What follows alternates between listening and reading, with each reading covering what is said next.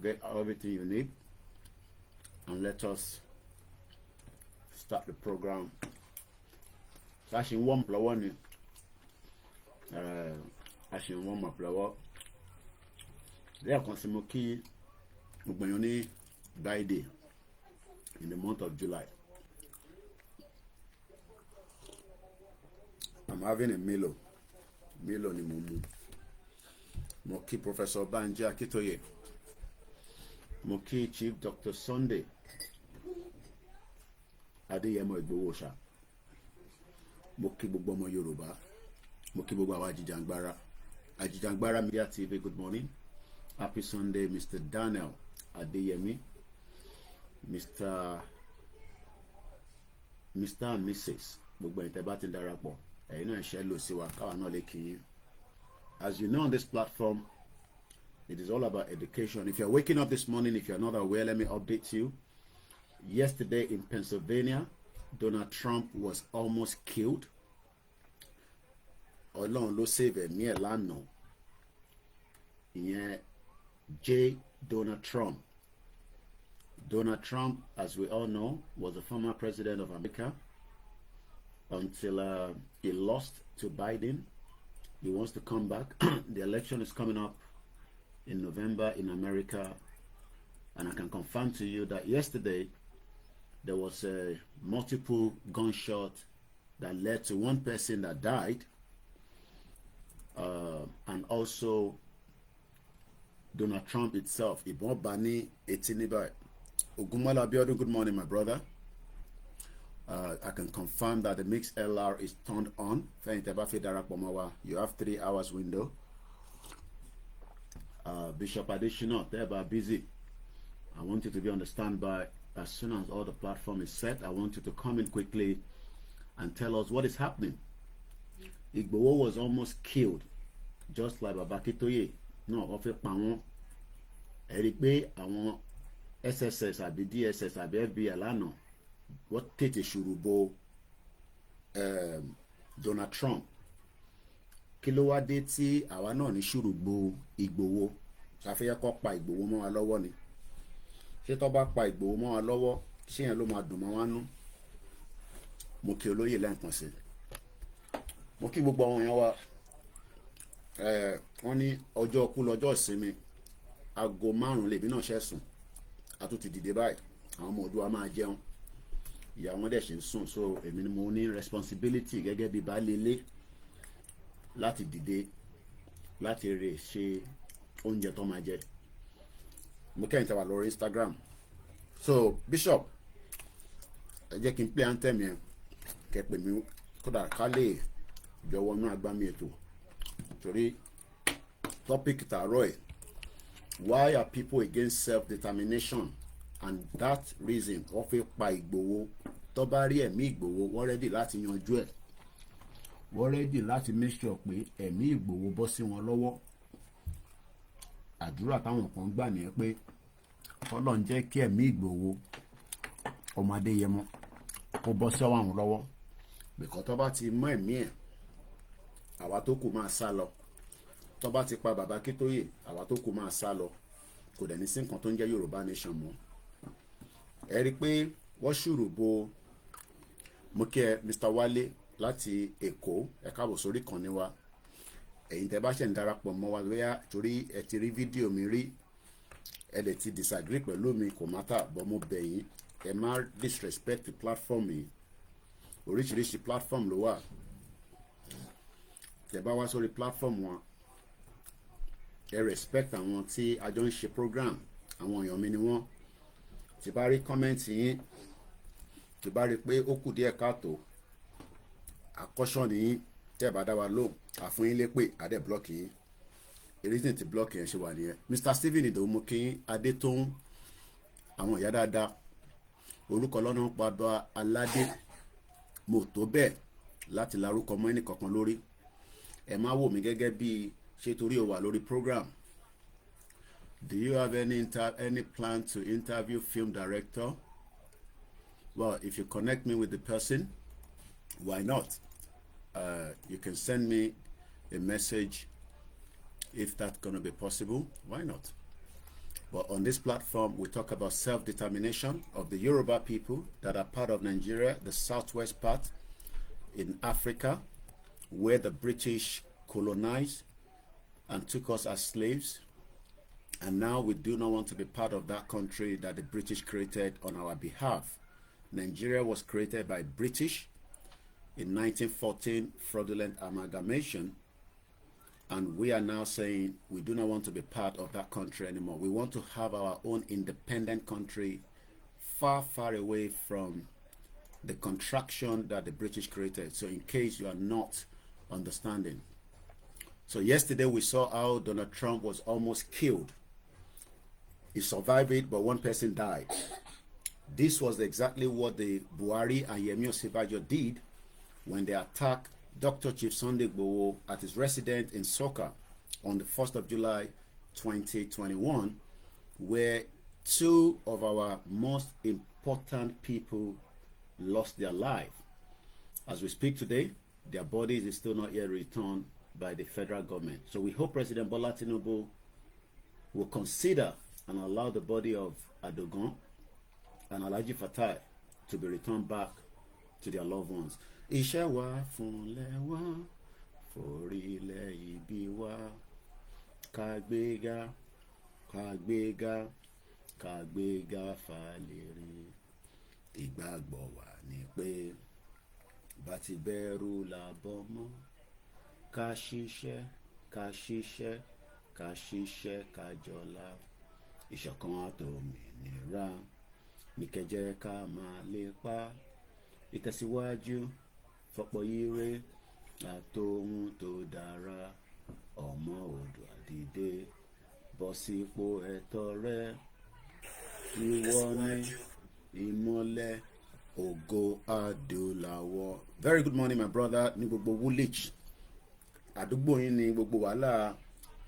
Mo ti gbọ́ Yèyé Kúdí, mo gbọ́ wọn mọ́jú láàárọ̀ kí n tó sùn. And it's good to get things clear. Àwọn ìyá wa méjì tán ní wọ́n jára wọn sí wòwò. Mo ti get more information pé kò ń ṣe torí ọkùnrin ni wọ́n ṣe jára wọn sí wòwò, but ìyẹn kọ́ la torí ẹ̀ jókòó. So gbàdúpẹ́ fún Yèyé Kúdí fún iṣẹ́ tó ń ṣe, and justice for Mohbad. Gbogbo àná la need the justice. Mo dẹ̀ kí sister mi náà, sister tó wà ní Manchester yẹn, kí lórúkọ wọn náà, ẹ̀ sàpá mi lórí nísìn. Ẹ̀jẹ̀ tó wá rántí ẹ̀ wọn, àwọn náà tó ń jà fún justice for Mohbad. Mo kí Ìjáyà olórí Voice of Yorùbá Nation, Gani Olóyèdè, mo kí ẹ. Kí lórúkọ sister wa yẹn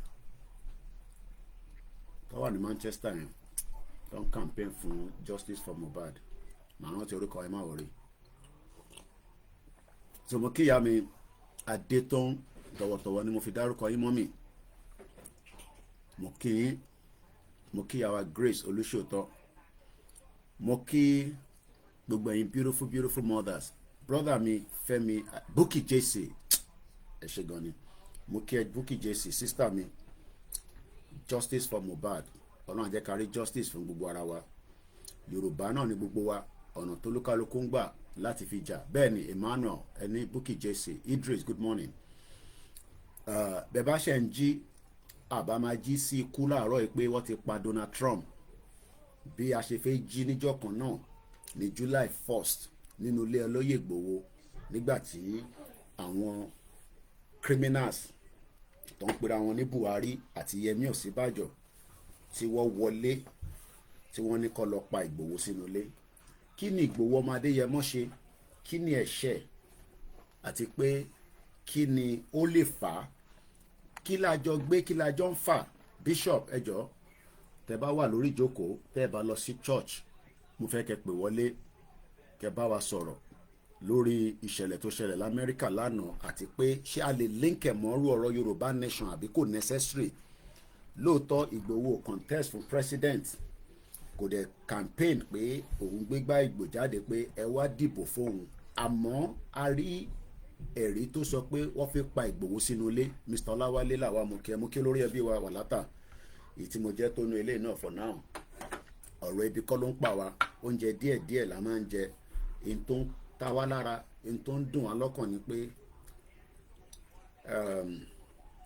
wọ́n ti gba Saturday lọ́wọ́ wa, wọ́n gbé Sunday lé wa lọ́wọ́. Kí ló lè fà á? Kí la ṣe tá la ṣẹ̀ tó fi ń wẹ̀mí gbogbo wa? Mo máa kẹ́yìn bàbá mi, ẹ̀yin bàbá dáadáa, torí ẹ̀yin lè ẹbí wa, àmọ́ àwọn ìyá wa ló gbé wa pọ̀n. Mo kí Prince Bámigbádé Ọláwọlé Ògúnbánjọ. Àwọn orúkọ ńláńlá ni nǹkan tó bá ti ní Ògún nínú, ẹ rí pé a bọ̀ Ògún lánàá. Ẹ má máa ní kọ́ máa ṣó nǹkan kan lórí mídíà. Intan ṣó yẹn ìwúre ni.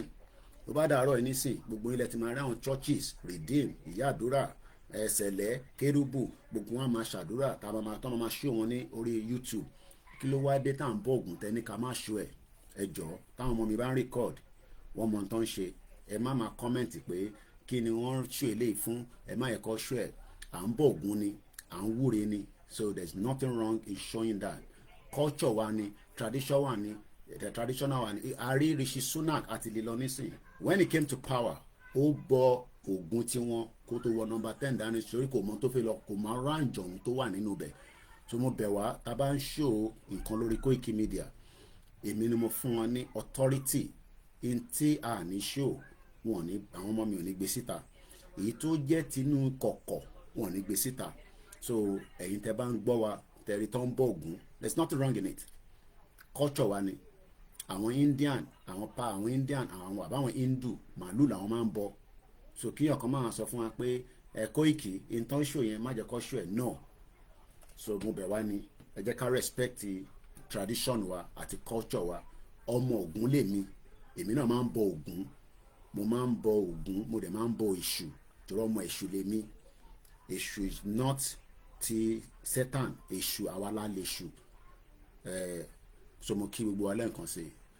Bàbá mi Prince Bámigbádé Ọláwọlé ní, because they are greedy, they prefer sharing to their pocket than sharing to the community. Mo kí àwọn Koikimedia team, Mr. Ọlálékan Abras, good morning. Mo kí yín, bẹ́ẹ̀ bá ṣe ń darapọ̀ mọ́ wa. Ìjáyàjáyà mo kí ẹ brother mi. Bishop Adésínà mo retí kọ́ọ̀lì yín. Fẹ́mi Adéyẹmí brother mi, mo mọ̀ pé ó ṣeé ṣe kẹ́ ti padà dé. Gbogbo ìnáwó pátápátá Ọlọ́run bá Elédùmarè á bá mi dá padà. Mr. Kọ́lá Làwà mo kí yín lẹ́ẹ̀kan sí. Mo kí Stephen Ìdòwú, ìyá mi Sherifat Agbábíàká mo kí yín. Gbogbo yín tẹ́ ń bẹ ní Manchester, mo kí gbogbo yín lẹ́ẹ̀kan sí. Good morning and welcome to Gani Olóyèdè. Ọmọ mi ń lo fóònù mi kan, so adjustment máa wà láàárọ̀ yìí. So I'd rather do Twitter live than do a Twitter space, but mo fẹ́ share video tá à ń ṣe lọ́wọ́lọ́wọ́ yìí so that kí àwọn tí kò mọ̀ pé mo wà live. Mo kí Dr. Ọmọwùnmí Lawal, early warning against Sultan of Sokoto infiltration into Ọ̀yọ́ kingship. Olórí burúkú ni Sultan, olùṣèyàn àtayé àtọ̀run ni. Gbogbo ọmọ Yorùbá tó bá ń bá Sultan lè ṣe pé káti wá dalẹ̀ Yorùbá rú pé kó lè bá jẹ bàbá mi tí ó wájà, tó jẹ́ pé position yẹn ti left open nísìn. Ẹ̀yin ò rí, èmi àti bàbá Aláàfin of Ọ̀yọ́, èmi náà láǹfààní gẹ́gẹ́ bí ọmọ Yorùbá kan nílé ayé yìí láti rí bàbá yẹn, láti sọmọ àtàwọn nǹkan míì tí kò ṣeé sọ lórí mídíà.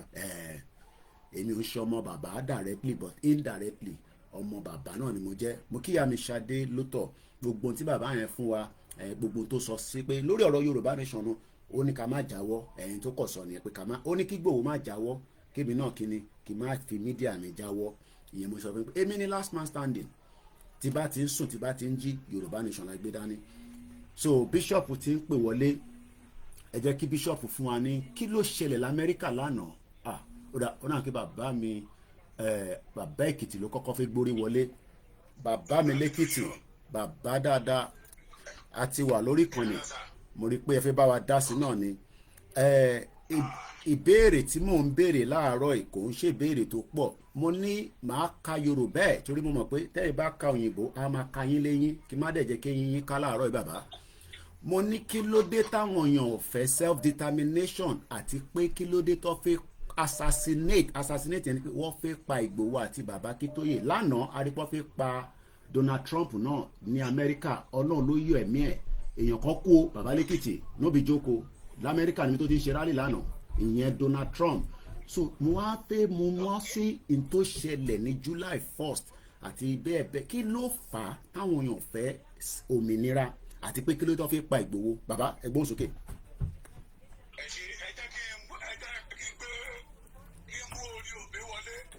gbogbo nǹkan tẹ́ bá fẹ́ lò.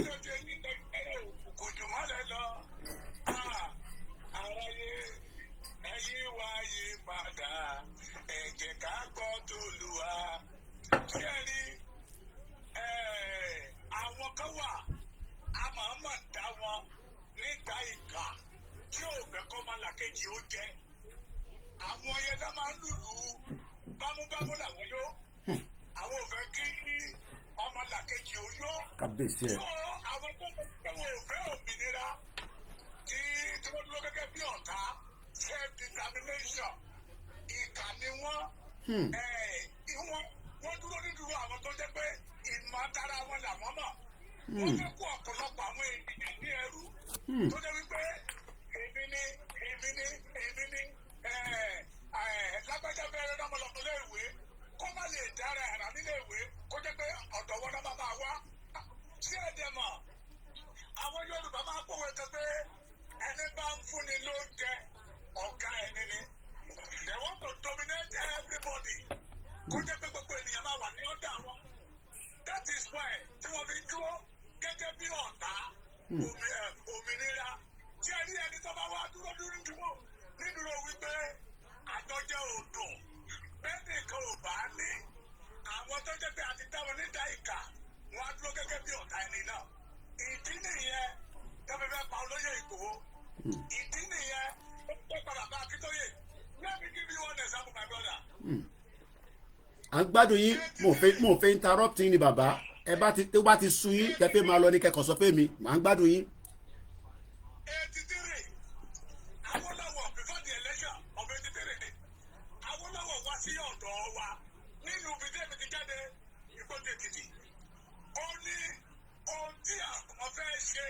Tí àwọn fẹ́ sọ Nàìjíríà dà ń gbà yẹn ni wípé àtọmọdé àtàgbà kan wà ní òmìnira ara wọn. Kì í ṣe pé kí ọmọ fẹ́ lọ lé ìwé kó jẹ́ pé ìṣòro àti lọ lé ìwé ọmọ ọrùn bàbá ló máa wà. Ṣé gbọ́ mi? Àgbọ́yé sà. Bí bàbá Bọ́lá Ìgè náà tún jáde síta, bàbá that is the only question. Tí bàbá Bọ́lá Ìgè bí àwọn wèrè léèrè tí wọ́n fi pa bàbá yẹn. Pé ǹjẹ́ àti ẹ̀bí àwọn ènìyàn léèrè ṣé lóòótọ́ wọ́n fẹ́ Yorùbá, Ìgbò, Fúlàní ó tẹ́ tọmọ lọ́rùn láti gbé papọ̀. Tẹ́fọ́ bẹ̀ wọ àdírẹ́sì tí bàbá Bọ́lá Ìgè tó àdírẹ́sì gbà pé ó tún àkókò fún ìran Yorùbá láti padà sí orílẹ̀-èdè wọn gẹ́gẹ́ bí ìpìtọ́lọ́run dá wa. Gbogbo wa la rí fídíò yẹn kò ń ṣe pé wọ́n sọ gbogbo wa la rí à ń gbádùn yín bàbá.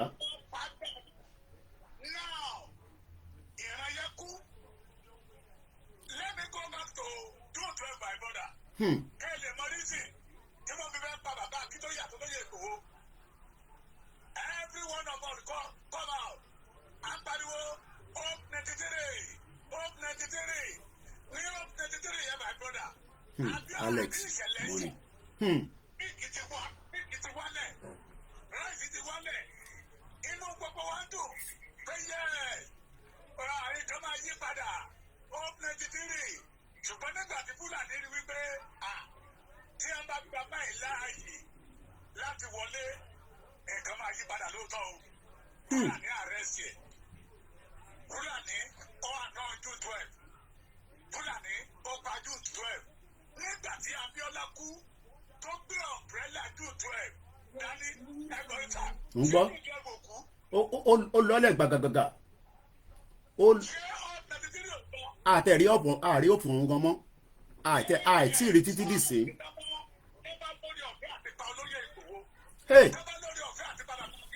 Kábíyèsí ẹ̀.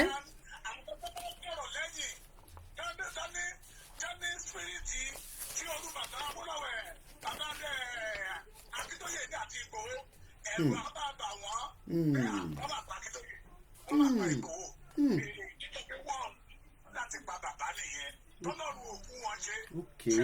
Àgbọ́yé sà.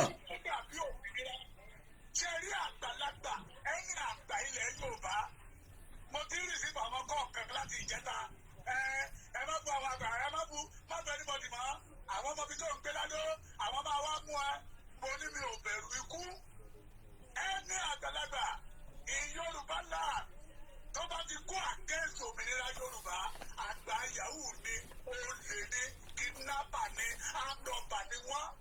We must deal with them. Èyí ò ní ká sọ ọmọlúwàbí wa nù. Okay. Ọmọlúwàbí wa nù. Tí ìlú bá le báyìí, táwọn ń pariwo pé ó le, tí Nàìjíríà dẹ̀ ń le lójoojúmọ́, tí àwa ìbá wa ká dọ̀tán, bọ́ọ̀ láyé àwọn ọmọ wa ṣe máa rí. Bàbá mi kan pè mí láti Canada. Ó ní bàbá Èkìtì, Canada ti sú òun fẹ́ kúrò ní, òun fẹ́ wálé, bẹ́ẹ̀ ilé òṣèré wa. Ọ̀pọ̀lọpọ̀ ìyá yíyó gays, ìyá generals, wọ́n pọ̀ dáadáa o. Ìyá orúkọ wọn wà lọ́wọ́, gbogbo wọn ni wọ́n ti máa darúkọ. Bẹ́ẹ̀ sì wọ́n lè bíbí jẹ́. Wọ́n mọ̀ pé region, tó bá jẹ́ pé region náà pariwo sà, wọ́n mọ̀ pé Fúlàní sì máa ní access sí orí ìlú. Fúlàní sì máa ní access láti máa pa àfihàn wa. Fúlàní sì máa ní access láti máa jà wá lólè. Fúlàní sì máa ní access láti máa ba agriculture system wa. Ìjẹ́ Fúlàní sì máa ní access láti máa dominate ayé wa. Wọ́n mọ̀ ṣùgbọ́n nítorí pé tó fẹ́ jẹ́ torí pé ipò ti bọ́ lọ́wọ́ wọn, wọ́n á dẹ̀ mọ àṣírí ìrìn àjò náà. Náà fi wá fi bẹ́ẹ̀ fi ṣe kàkà kékun má jẹ́sẹ̀ sí àbí ṣàwádànù. Ó wá kù sọ́wọ́ àwọn ọmọ Yorùbá káwá yé ilé ìdáfẹ́ tí òmìnira la fẹ́ ni àbí region tí Fúlàní sì máa dominate wa. Let me go back a little bit, sir. Àwọn tó pariwo region yìí, ìkà ni wọ́n, ìkà apààyàn ni wọ́n. Let us go back to Awólọ́wọ̀ and Akíntọ́lá.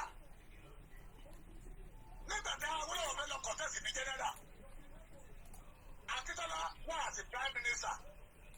Wọ́n ní Awólọ́wọ̀ ṣe tí ò dáa, wọ́n máa Awólọ́wọ̀, wọ́n mú sẹ́wọ̀n. Sà, kí ló ṣe ikú Akíntọ́lá? Kí ló gba ikú Akíntọ́lá?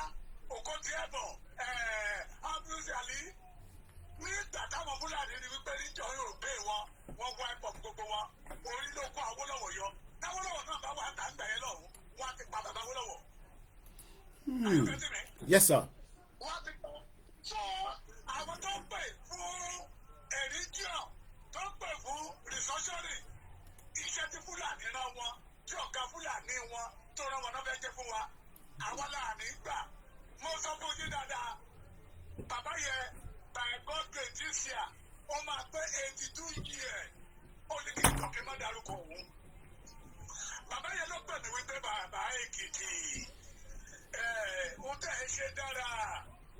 Ṣé rí àwọn àgbààgbà kọ̀ọ̀kan tẹ́ ẹ mú tira yìí? Wọn ò ní jẹ́ kí Akíntọ́yè ó ṣàṣeyọrí. Mo wá ní lọ́nà wo? Ó ní àwọn tó jáde níta tó pariwo restructuring, tó pariwo true federalism rí, tó pariwo amendment constitution of Nigeria yìí, state police yìí, ó ní ìjẹun àgbà ni. Ìjẹun àgbà. Ohun tó fi ń gbowó lọ́wọ́ gọ́ọ̀mẹ̀ntì tó bá ti wà lọ́dún ní lórí ipò ni. Ó ní wọn lè ràn wá lọ́wọ́ until we flush them out. Tí wọn ò mọ ìrìn wa, tí wọn ò mọ iṣẹ́ wa. That is it. Ṣé rí wọn ò ṣọkẹ́ àwọn tó bá tó kú pé àwọn ọmọ Yorùbá wọ́n bú àgbàlagbà, wọ́n ti sọ ọmọlúwàbí wọn nù. Bí Yorùbá wí pé àgbà tó bá ti jà jẹ́ ìwé ẹ̀yìn, òun ló máa kẹ́rù ẹ̀ ní kótó. We must deal with them. Ayílóge wà ní Amẹ́ríkà, àwọn àgbà Amẹ́ríkà kan ló gba independent fún Amẹ́ríkà 2000 years ago. We need to put a freedom. We must deal with them. Àwọn tó lọ gbé fi Ayílóge lẹ̀ ká máa àtàkì wọn, mo ti gbọ́ náà ni, mo ti máa ṣe wà nù mi. Torí wípé the only hope, my brother, the only hope, ìrètí kan tó kù fún ọmọ Yorùbá, òun náà ní ká ní orílẹ̀-èdè wa. Ọ̀dà Nàìjíríà, Yorùbá máa jẹ ìyà, jẹ́ pánápá ìyà, authentic ìyà. Inú mi ti ń dùn sí pé àwọn ọmọ Yorùbá tó wà l'Amẹ́ríkà, tó wà ní London, tó wà ní Canada, tó wà ní gbogbo Europe, àti Kóìkí ni o, àtẹlẹ́ tí o Kóìkí ni o, gbogbo wa ti mọ̀ pé ìgbé ayé ẹrú ni gbogbo wa gbé. Until we have our own nation, until we fight our right. Ṣé Ọlọ́run ló dá wa ní Nàìjíríà ni? So the ìdí yẹn pé Akíntóyè láyà ó jáde síta Ìgbòho ló ń fẹ́ fẹ́ fún àwọn ọmọ Yorùbá ẹ̀já wọ̀nà láti pa wọ́n. Àwọn àwọn tó tẹ̀lé wọn lẹ́yìn wọn á pẹnu mọ́ ṣùgbọ́n Ọlọ́run ò ní fi wọn ṣe. Torí mo mọ̀ pé ètò ìsà ẹ̀yìn náà mọ gbogbo ọgbẹ́ tó ti ṣá wípé kókú kàkà kókú Ọlọ́run ọba mi ó rìn ní ìwé ní. Àwa ní ká ẹni àgbàkagbà tá a bá ti mọ̀ pé ó dọwọ́ rú ká ṣàbalẹ̀ bó bá kú káwọ́ sọnù sí gbọ́. No mercy fún àwọn àgbà àyà. Bíbélì kan sọ wípé ó ní kò sí ẹ má ṣe jẹ́ kí àjẹ́ kó wà láàyè. Ẹ má ṣe jẹ́ kí àjẹ́ kó wà láàyè. Ó ní ilẹ̀ gbígbẹ́ ní ilẹ̀ àwọn ọlọ̀tẹ̀. Ilẹ̀ gbígbẹ́ nílẹ̀. Ilẹ̀ gbígbẹ́ ní o ní ilẹ̀ Ayílóge. Ayílóge is not our father. He is one of our enemy. Tó ń wọ̀ ọ̀nà láti banish gbogbo ọmọ Yorùbá. Ẹ ṣe gan ni bàbá lẹ́kìtì. Happy Sunday. Bàbá lẹ́kìtì ló kọ́kọ́ mo wá bẹ̀ gbogbo wa gbogbo èèyàn ẹ jọ̀ọ́ ẹ máa bá mi support bàbá lẹ́kìtì. Mọ́tò tó ń gùn ọmọ máa ní the service ìgbà tí mo wà ń lé ojoojúmọ́ là ń service mọ́tò ó máa ní ìdówó èmi bíbà ẹ yọ díẹ̀ nù tèmi ẹ bá ń fún bàbá lẹ́kìtì ìtẹ́ bá fẹ́ fún mi ẹ yọ díẹ̀ nínú ẹ máa bá ń fún bàbá lẹ́kìtì torí bàbá lẹ́kìtì kò ń ṣe pé torí ṣé àwọn tó wà Nàìjíríà àwọn tó wà Nàìjíríà data tó ń ná lójoojúmọ́ òun ló lọ lọ́nkàn yẹn so mo bẹ̀ wá ẹ̀yin tẹ̀ wá ń diaspora ẹ má dáwọ́ ẹni kan síkì nìkan lẹ̀ ń sànni sílé àníkẹ́ má fáwọn àwọn àbálẹ́kìtì ọmọ lúkà ọmọ ya alájẹlẹ́hà àfa akeem ẹ bá ń fọwọ́ kún wọn. Bishop good morning ẹ káàbọ̀ sórí ìkànnì wa ẹ kọ́kọ́ bá ń kí gbogbo àwọn ará ilé náà kọ́ lè gbọ́hùn yín pẹ̀yìn lẹ́ ń pè. Ohun yẹn lọ́lẹ̀ o Bishop kí ló ṣẹlẹ̀ láàárọ̀ yìí. Wọ́n bí gbogbo àwọn èèyàn wa ní diaspora nílé àti lóko. Abẹ́rẹ́ oko nílé ọlọ́wà fún wa ní orílẹ̀-èdè Yorùbá tá a lè pàgbà o. Ẹ wá bá mi tún kí bàbá wa Olóyè Ìgbòho àti Professor Banji Akíntóyè. Mo kí ọ̀gá mi káfàtà Ìgbòho ṣá.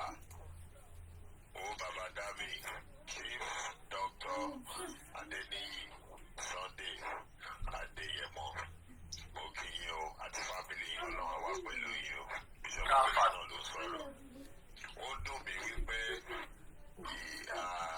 Ọlọ́run ti fún wa ní orúkọ yẹn ṣe nígbà tí àfọwà sí Ìbàdàn yẹn ká ní pé àti ní ìgbésẹ̀ bẹ́ẹ̀ ni. Owó bàbá wa Ìgbòho tí wọ́n gbẹ́sẹ̀ lé gbogbo yẹn ó bá ti di àfisẹ́yìn tẹ̀yìn fi ìfẹ́ tẹ́gọ́ fi sọ inú rúbà ni bàbá bá ti kó wọn sí. Wọ́n yìí wá ń já ní ẹ̀ báyìí wọ́n á ti gbà ní euro àgbà ní pound náà. Mọ́ àmọ́ pé ó ṣọ̀pọ̀lọ́gùn bẹ́ẹ̀ ni owó yẹn wọ́n á gbẹ́sẹ̀ kúrò lórí ẹ̀ agbára lọ́wọ́ á kí bàbá bàbá olórí wa. Professor Emeritus Adébánjí Akíntóyè òkè ìyíṣà o ẹkú iṣẹ́ takuntakun a máa rí ìjọba o Ọlọ́run adé máa wà pẹ̀lú iye ní àlàáfíà ẹ̀gbọ́ ẹ̀tọ́ ẹ̀pẹ́pẹ́pẹ́ ẹ̀dẹ́kun wà ní ilé ìlérí náà. tí bá gbọ́ yín dáadáa ẹ ní Olóyè Ìgbòho ọ̀gá mi káfàtà ṣé pé ẹ gbà fún Ìgbòho lẹ́ ń sọ yẹn sà.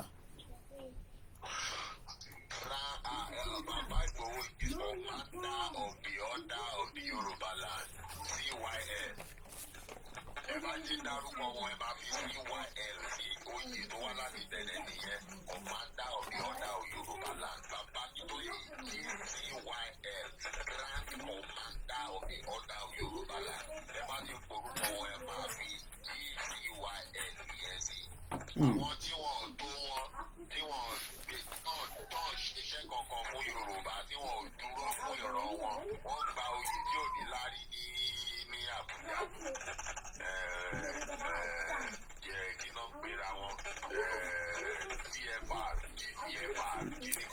Ẹ bá mi túbẹ̀ yẹn pè because mo fẹ́ kọ sílẹ̀ ká lè máa rántí Grand Commander. Bàbá Akíntóyè is Grand Commander of the Order of Yorùbá Land CYL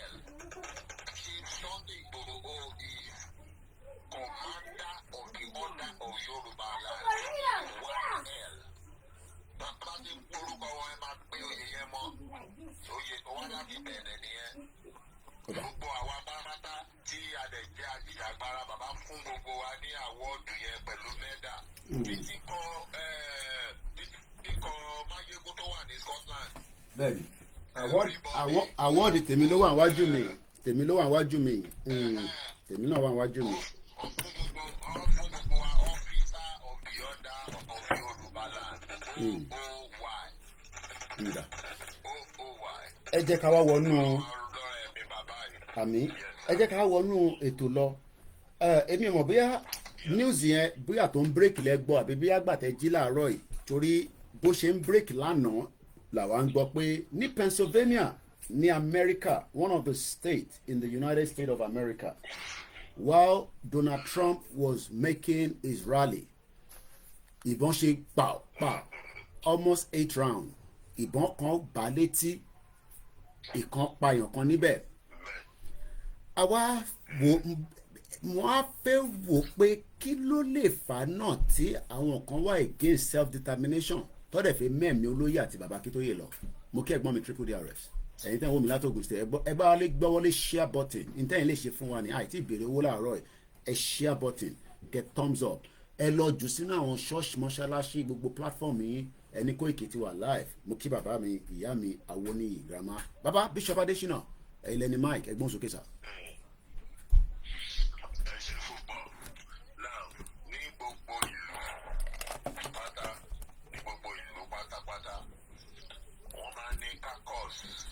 Àwọn tí ó control ìlú yẹn tí agbára ìlú yẹn wà lọ́wọ́ wọn. Now ní US àwọn caucus méjì ni wọ́n wà bẹ́ẹ̀.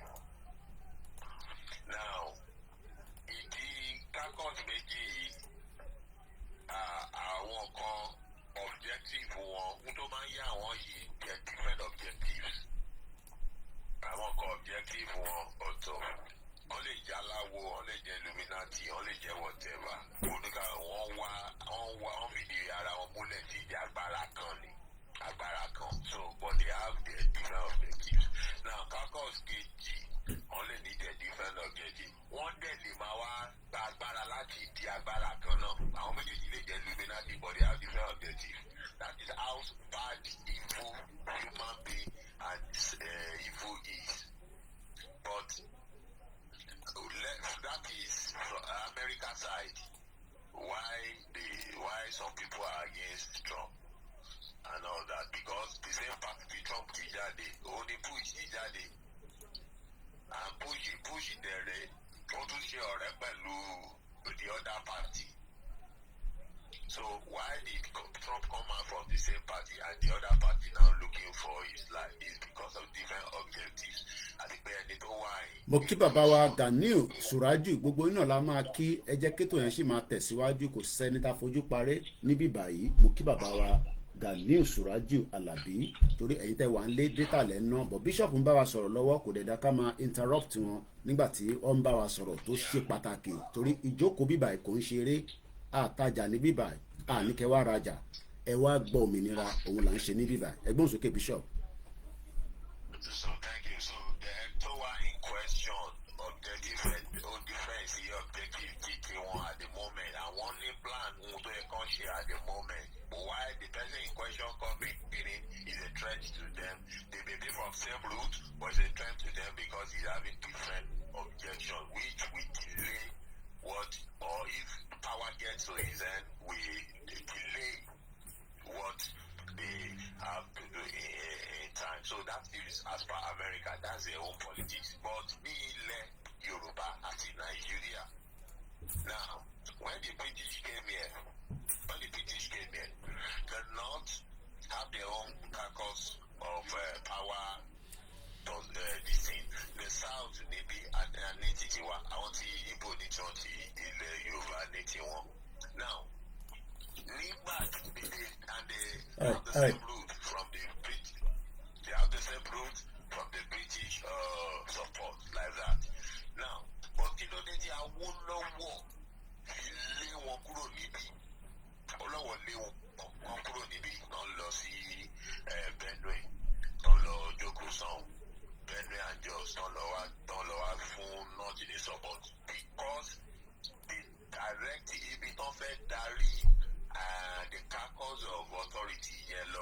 máa ní no àwa ò ṣe bẹ́ẹ̀ ẹni fún wa lómìnira ká tó máa ṣe olórí ẹlẹ́rù fún yìí àwa we are free people right from time so Awólọ́wọ̀ say you can't stay here you are evil so Awólọ́wọ̀ lé wọn kúrò níbí so àwọn north wọ́n dẹ̀ lọ bá lọ́hùn àwọn yẹn rẹ́dì láti ṣe olórí ẹrú because ìgbé ayé ẹrú náà ti ń gbé láti ilẹ̀ ọmọ Fúlàní ọba ọmọ àwọn Haúsá kò kí about tomorrow kò kí àbá bóun kọ́lé kò kí àbá bóun ṣoríire láyé ẹ̀ẹ́dẹ́nì kan nínú gbogbo community yẹn bá ti ṣoríire wọ́n bí gbé gbogbo wọn ti ṣoríire nìyẹn tó bá dé kọjá gbogbo wọn máa ṣe rákàdédé ẹnìkan yẹn ló máa so that's their life so it's easy for British to go there and hypnotize and continue the colonial hegemony so that then in the eastern part caucus of power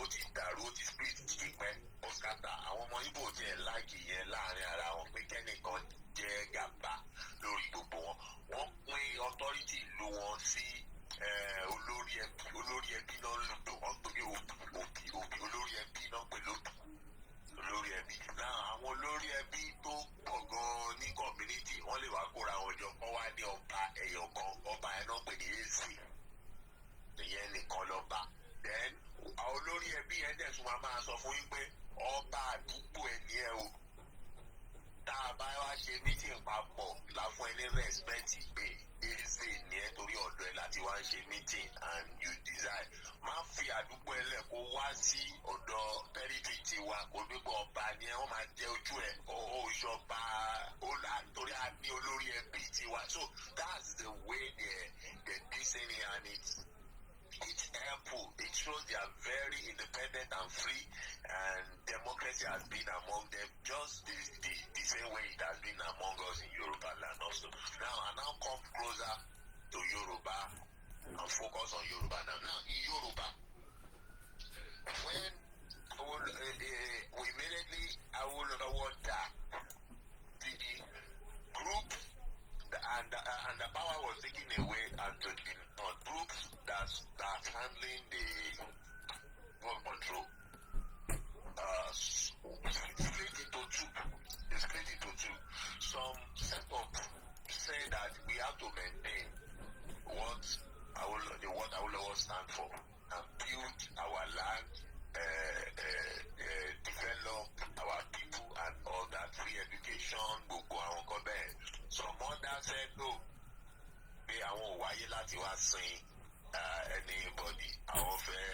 They are selfish, they treat of their selfish, and they feel that for them to succeed in their selfish purpose, one láti stay against àwọn ọmọ ìyá wọn by associating with the slave masters in the north against so that torí pé àwọn they have abundance of money owó wà lẹ́fún wọn they were responsible for anybody so they access so àwọn ẹni pé ẹ wá support ìjẹwà kẹ́yìn náà máa jẹ lówó Nàìjíríà kò sẹ́ni tó mú wa so that's how Yorùbá caucus of authorities but so some sets are supporting they are in association with these Fulani hegemonies while some other sets are looking at responsibility to our land. That is what the anthem of Awolowo, the anthem that Awolowo, that was the first stanza, he said, our responsibility to our nationality. Iṣẹ́ wa fún ilẹ̀ wa, iṣẹ́ wa fún ilẹ̀ wa, iṣẹ́ wa fún ilẹ̀ wa, our responsibility to our nationality. So that was so that responsibility is the first thing that we are in leadership and we are in control of power for to be responsible. Fún àdáni nǹkan ọ̀jẹ̀. So the first thing to corrupt our Yoruba elders or the caucus of power, the first thing is equal association. Equal association táwọn set of baba àwọn tó lọ join tó lọ tó believe in one Nigeria, existence of Nigeria and all that. Equal association the the same thing will happen in East, and most of it, if you wanted to break off because any to associate pẹ̀lú wọn Nnamdi Azikiwe to believe in evil association yìí náà ó jẹ́ kẹ́yìn he regretted. Not wọn ò ṣe é gbọ́kànlé you can associate with them. So power corridor of power wọ́n split immediately.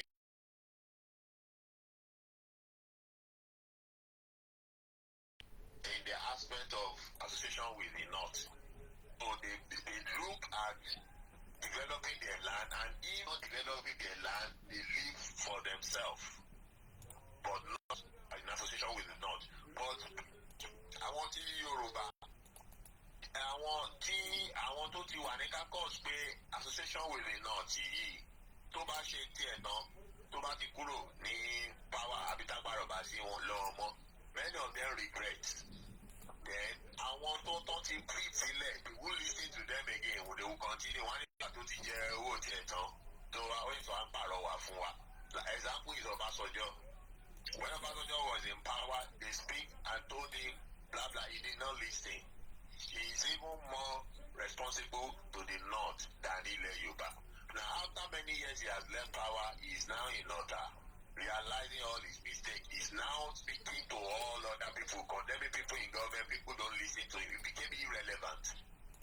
And the truth of the matter is, he may be saying that the association they have with the Northern, only God knows. Maybe they are in court or cutting agreement with them or whatever.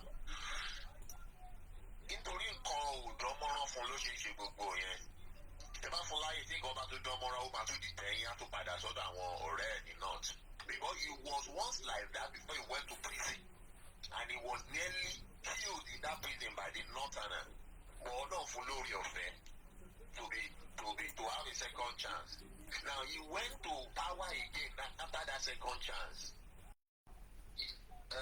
Intention of all the Yoruba is that we gbogbo wa ẹ má vote for Falaye, vote for Obasanjo. In fact, people decided no, Falaye is our own caucus from indigenous Yoruba that have that interest of developing Yoruba land. Obasanjo is that caucus of association with the North. So it's really two division of Yoruba political set now. Yes. So about the association with the North. But whatever happened, they said it's the Obasanjo that won. Even though some people say it's Falaye that won, they say Obasanjo won. So Obasanjo got back there, people say, okay, Omo Yoruba no near File. They learn from where he came from the prison. But we all see what he did. We all see what he did. He have no. So he left now. He's not complaining. He is not different from all the people, the same people there. So those are what Yoruba need to do is to identify the sects. Because the truth is, in politics, what they do is that wọ́n kọ́ wà lẹ́gbẹ́ kan, wọ́n rí ẹgbẹ́ mi, wọ́n wo procedure ẹgbẹ́ yẹn, wọ́n wo ìgbésẹ̀ táwọn ẹgbẹ́ yìí ń gbé, wọ́n máa take over, wọ́n win power. Àwọn ẹgbẹ́ míì tí ò fẹ́ kọ́ win power yìí, wọ́n dẹ̀ deliberately send àwọn èèyàn lára ọkọ lọ join wọn. Wọ́n ń ṣẹgbẹ́ wọn, wọ́n dẹ̀ lọ join yín nítorí pé ọmọ Yorùbá kan náà ní yín, torí ẹ̀ ń speak ọmọ Yorùbá kan náà, nítorí gbogbo ìjọ wà ní Afẹ́nifẹ́re. Whatever. Afẹ́nifẹ́re was that caucus that control power during Awolowo. When Awolowo died, and power was taken away and thrown to the center. So those caucus form a group called Afẹ́nifẹ́re. That's why all of them found themselves in Afẹ́nifẹ́re. But the Afẹ́nifẹ́re was divided into two. We have people that want the indigenous Yoruba development. We have set of people that want that are into interest in association with the North and in Nigeria. So we have different of people like that. So don't be deceived, or don't let your eyes be covered by the name Afẹ́nifẹ́re. And we always let Yoruba people always reject that analogy that Afẹ́nifẹ́re is Yoruba leaders. No. They are not Yoruba leaders. They are socio-political groups. You still using my phone? They are not Still using the Yoruba phone. leaders. You don't use it anymore. People should not swallow that pill. People should not swallow. Sorry. People should not swallow that pill. We have a lot of people that have no interest of Yoruba, that are not known even in the Yoruba constituency or region, that are into Afenifere, and because you are in Afenifere, does it mean that you are now leader of the people that you have no connection with? You are not even speaking their mind. You don't even have the mechanism to reach back to them. So people should not swallow that petty spill by believing that very Yoruba leader. No, they are social political group. They are not Yoruba leader. Yoruba leader should we emerge from among representatives of different Yoruba micro-ethnic groups, representing from the traditional sect or the political traditional sect of the area. Those are Yoruba leaders, and most of those people are not even, they don't have time to join any of them. So those are the clear format said. So now, the evil is that we Yoruba have not learned. We have not learned very well who we are. We have not learned very well who we are. If you have clear understanding who we are and have thorough knowledge of who we are, you will know how to carry out your operations with guidance and carefulness. So you will not fall prey of anybody that just come and say, I'm a Yoruba, I speak Yoruba, and I'm a member of Afenifere, and you believe that, they are the same ideology or the same thing. No, it's not. So that is what Baba Ayiloke or Baba Adeniran have proven by coming. Look at how Adeniran talks about his journey with Baba Kitoye. Baba Kitoye did not call him that follow me to Benin. He decided to follow Baba Kitoye with Benin, even with his wife. So it's a mission.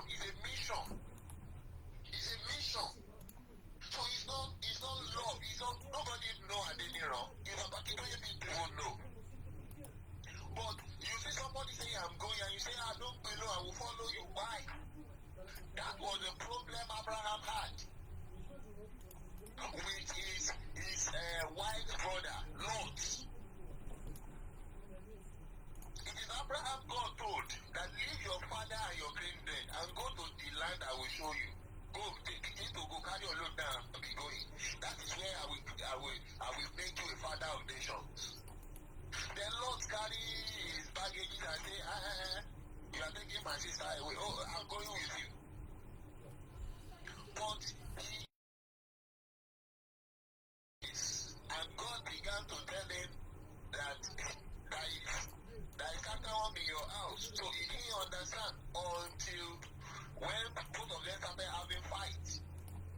Abraham and Lot began to have fight. Abraham and the brother of his wife began to have fight. So the Bible says at the point, Abraham now called him and said, come, Lord, let it not be that I'm using minority to cheat you now. Okay, now, what's the issue? The issue is cattle. The same cattle that is causing problem in Nigeria. That was the problem. Cattle. The issue was cattle. It's like, okay, it's like separate let your own cattle now. Begin to use any land that you want so that you can move to that side. And me, I can move to that side. So our country will not be beating together again. And we can live in peace. So, because the land of the south is more green and flourishing, Lord chose south. He said, I will go south. But the side of the north is a big desert. So Abraham said, no problem, we will stay here. So now carry your cattle and your bag and baggage and your family, we are going to the south. It is that south Sodom and Gomorrah that God destroyed at the end. He ended up living in the cave. And he was saved by the help of Abraham, who told the angels that are come to destroy that place, that please, I have relatives there. You can find 10 people that God leave. Will you save them? And he said, we will. And they go to Lot's house, save his wife and 2 daughters. But the wife also lost. She became a suffer. And the industrial salt, she became a suffer because of the exposure to the explosive of that city. The meteorite is not from this earth, it's from another satellite. That place is being burned. You slow it a little bit, in Jordan. In Jordan. That place, God Sodom and yes. Gomorrah, they burn it today. That's where they extract sulfur in Middle East. So she ended up living in the cave. Anisuru Bishop, Mr. Larry Ayinde, who the hell are you to be telling us enough of guy talking? Please give other people the chance to call in. Do you share any program near Abemi control program? Please be mindful of your comment on this platform. Ibi tó ti ń bára wọn sùn tó ń sọ̀rọ̀ kó àtòbò wà tẹ́lẹ̀ lọ. Okay? You don't have any right to tell me who to give chance to talk, who you not to give chance. I'm not going to block you, but if you are not welcome here, bagger off. I'm being on by you. But don't ever put such a nasty comment. They give another person a chance to talk. Oh, Lord, go and set up your own. I go ahead, Bishop. Idiot all over the place. I'm sorry. Kan tó wà important níbí báyìí. Ọ̀rẹ́ ti apologize wọ́n ti ní ká má bínú. Ṣé nǹkan tí èmi tèmi gan farabalẹ̀ nǹkan mi tán sọ gan èmi gan gbọ́ rí. We learn on this platform. Lecture room dẹ̀ níbí báyìí. Àgbé lecturer mi wà tó senior tèmi.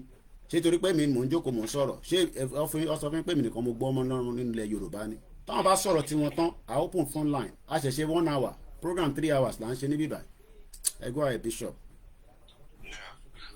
Thank you very much. So that shows ìgbẹ̀yìn àwọn ọlọ́tẹ̀ kò kí ń dá. Gbogbo àwọn ayílóge à ń kó wọn yẹn tó jẹ́ pé because I look at that Baba said a deputy chairman to SDM. You left and whatever happened that make you leave, you said something. No, his tenure was even expired. Tenure on Tony is it 2 years for that position? The tenure finished, and we don't have any reason to renew it, so he has to go. Even Baba was willing to overrule for him to continue that tenure. Dizzy man, good afternoon. Mo kí Mr. Larry and Idele nkan si. Ẹ ṣe sùúrù ẹ jẹ́ kí Bishop bá wa sọ̀rọ̀ dáadáa. Mo ń gbádùn yín Bishop.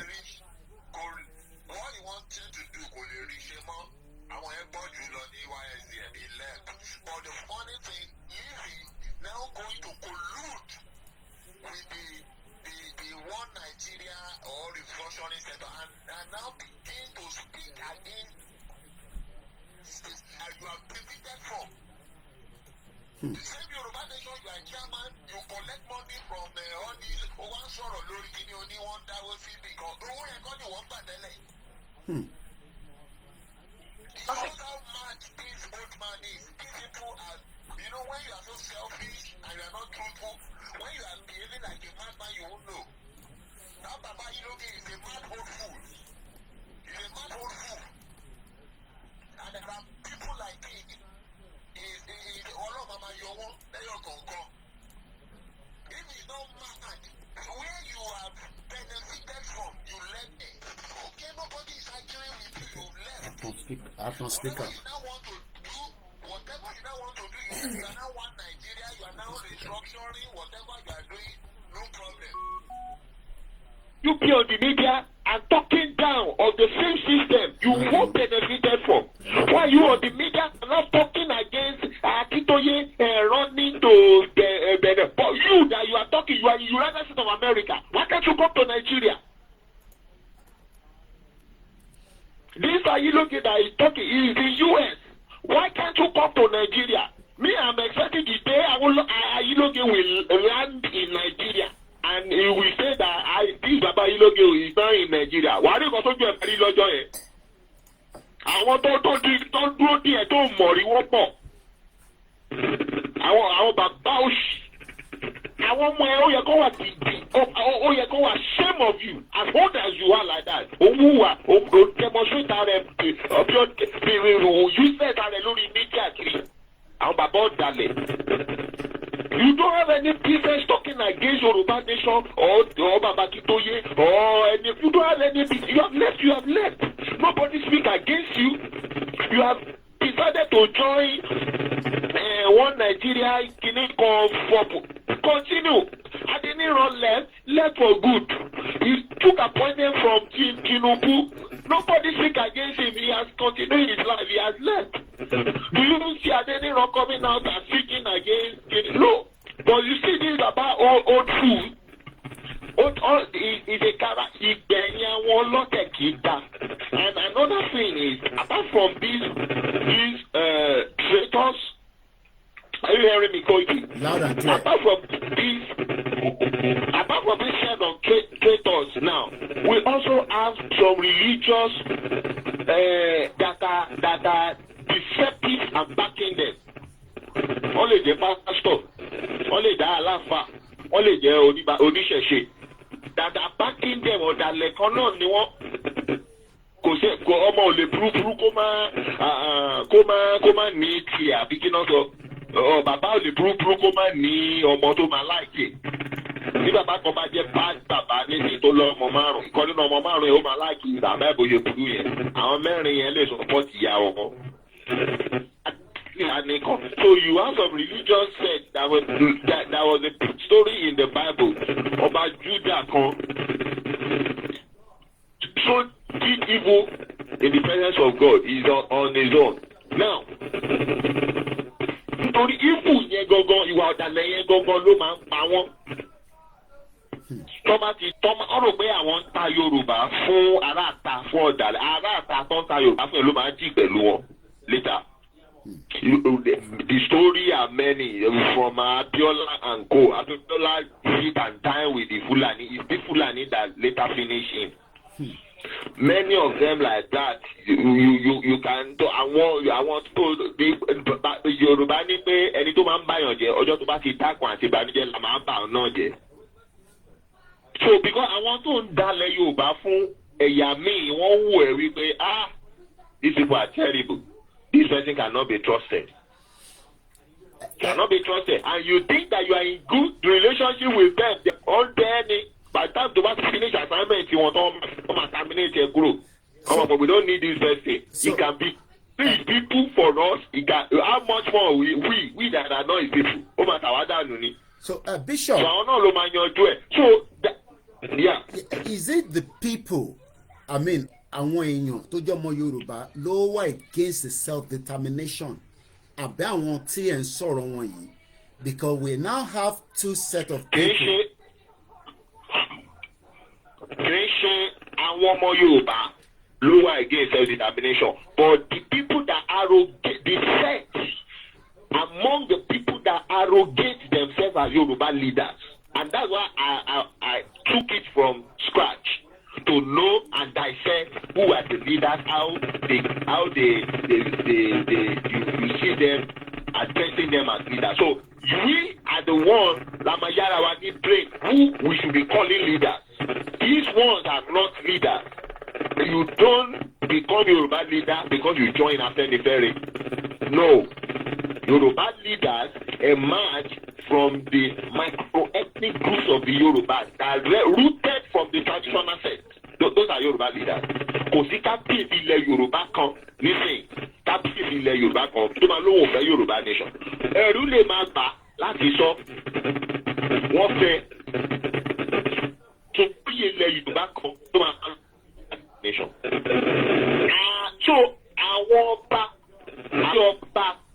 sí méjì nínú àwọn ìlú kan tó gbàbọ̀dé tó lè máa sọ̀rọ̀ wípé wọ́n fẹ́ kíní kan làwọn fẹ́ àwọn political king nìyẹn àwọn wọ́n ní wàhálà lábẹ́ ní abẹ́ ìjọba wọn because àwọn olóyè àtàwọn aráàlú wọn fìdí náà wọn wípé nǹkan tá a fẹ́ kọ́lẹ̀ sọ yẹn.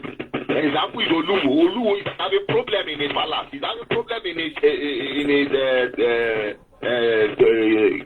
the kingdom.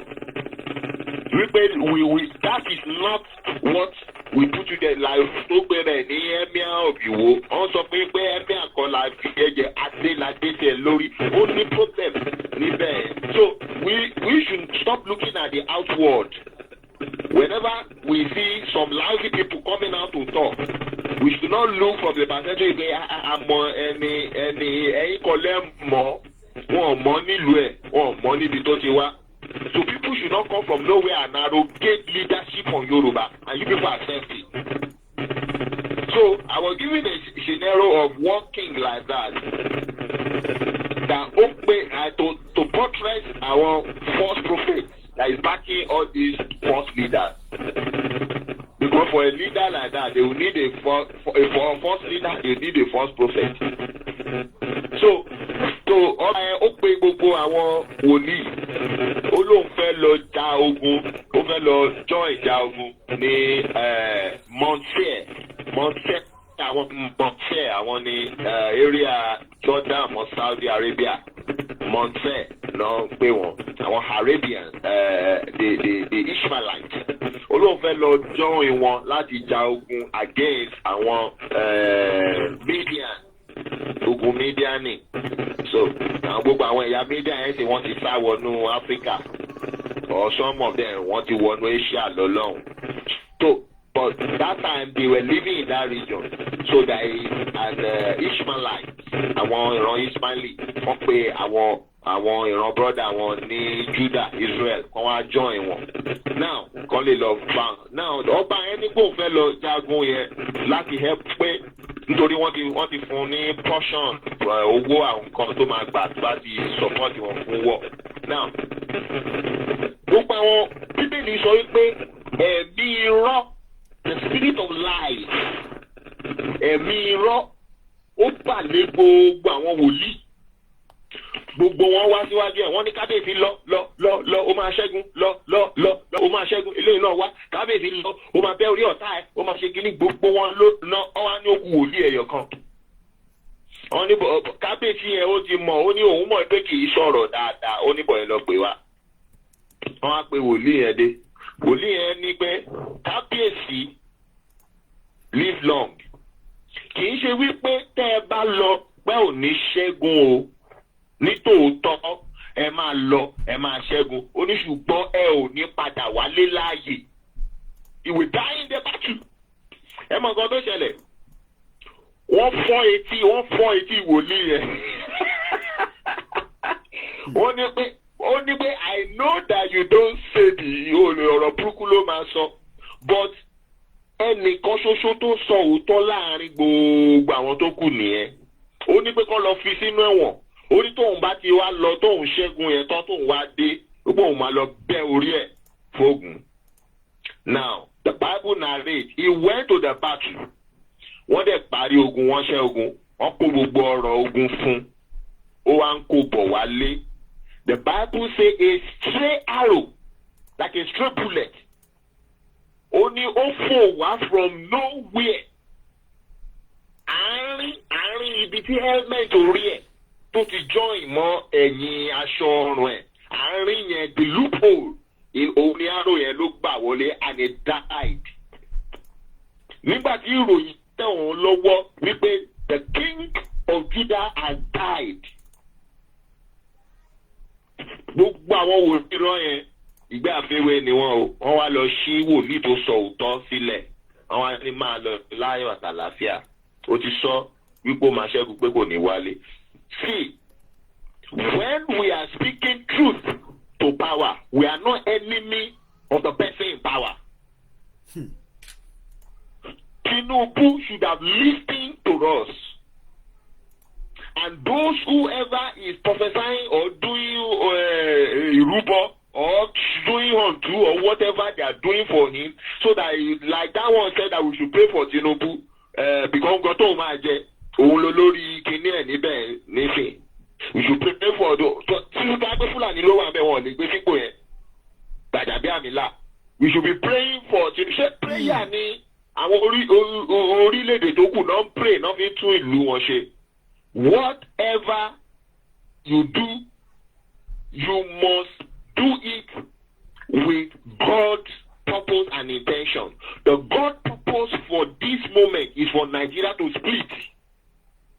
You cannot, when you are forcefully putting the country together, you are working against the will of God, and you can never succeed. And whoever is praying for you, doing anything for you, is deceiving you because Ọlọ́run ló máa ń ṣe àmì àgbòrò àti ogun. O bá ṣe ogun yẹn tọ́lọ́run ò bá ṣàbìtẹ́. So it doesn't matter gbogbo àwọn alátẹnujẹ bí ayélujára nǹkan yìí tán lákọ lọ bá Tinubu restructuring ni kò ṣe àwọn ti láṣẹ Abuja tó wà yẹn ibi tó wà ń bẹ̀ ṣó mọ poisonous gas tó ń fi sínú ilé tó ń gbé. Àwọn Fúlàní wò wípé ọ̀dẹ̀ ní Yorùbá wọ́n gbọ́n. These are Yorùbá leaders. Look at them. Níkàwọ́ wa oúnjẹ tó ń fún ẹ ṣó mọ̀ mọ́ poison ẹ̀. Àwọn alátẹnujẹ àgbàlagbà wọ̀nyí. Because of selfish purpose, òun ni mo ṣe pé bàbá yẹn kí lorúkọ ẹ̀ Dada was with Ayiloge on the media that day. Mo pé mo ní nǹkan tó ń ṣe is good, but he is not the first person that has done something like this. Many of us have done something like this. Baba Liu have done something like this. Far beyond this, and we handed it over to Yoruba Nation administration. He is in Kwara. We divide Yoruba regions into 24 provinces and divide it according to the divisions. And everyone should have autonomy so that we can have a good federal system. So Ìjẹ̀bú ò ní máa rú lórí Àwórì, Àwórì ò ní máa rú lórí Ẹ̀gbá, Ẹ̀gbá ò ní sọ pé òun fẹ́ lọ ṣo lórí wọn nílé Ifẹ̀. Àwọn nǹkan tó ń fa wàhálà láàrin ọmọ Yorùbá rẹ̀. And that is the issue that has not been ironed out in Afẹ́nifẹ́re. Point to one Àwórì person, somebody from Àwórì that is in Afẹ́nifẹ́re. Point to one person that is Ìbàràpá person that is in Afẹ́nifẹ́re. So you have some set of people, maybe because you are from Ibadan, or because you are from Ondo, popularly supported Baba Awolowo that time, and you have now formed a group called Afẹ́nifẹ́re, and you impose that you are the leader of the Yoruba. That is wrong. And you are not actually leading the Yoruba. You have your own selfish purpose. Few of you that have said that, no, we have to maintain Baba Akintoye's stand. You didn't give them out. And that is where we find somebody like Baba Professor Banja Akintoye step out of them and said Yoruba Nation now. And you see all the àwọn àgbàyà speaking against him, saying ó sá lọ sí Benin. Òun tó wà ní United States tó bá ti pizza kó máa bọ̀ nínú Nàìjíríà. Ayílóge tó wà ní US ọjọ́ tó bá ti wọ Nàìjíríà kó announce pé èmi Ayílóge o mo ti wà Nàìjíríà mo wà London kó wò bẹ́ẹ̀ o máa padà sí US. We are not threatening him, but he's going to pay for all those things he has done. You cannot hit on the same table with us. That's speaking against us. You'll be punished. He's a traitor. He don't show Adeniran law. Adeniran let her keep quiet. You came out and you are going to the media speaking against Baba Akintoye. O ṣẹ́gun wọn, o tó kú wọn, o ní wọn sá lọ kúrò olùwọ́ lọ gbé ní Benin. Bọ̀ ìwọ wà l'Amẹ́ríkà. Tó bá ti bí wọn dá máa bọ̀ nínú Nàìjíríà. Nàìjíríà lè mọ̀. Mo fẹ́ rí ìgbẹ̀yìn gbogbo nǹkan tó ṣẹlẹ̀ bí báyìí. So you know that it is not only me. We have people that are daring like me. We are here and we are working. Ẹ̀yin bàbá òsì wọn yẹn, gbogbo ilé ọ̀kan ọlọ́run máa mú ẹ̀mí kúrò sódà á lè lálàáfíà. Ẹ̀yin ti jẹ́ gbogbo ayé yín, You cannot eat our future, the future of our children's children. There is no future in Yoruba land. And you think that you can continue like that? The recession is there in Pariwo. Regional there in Pariwo. We all once had regional government.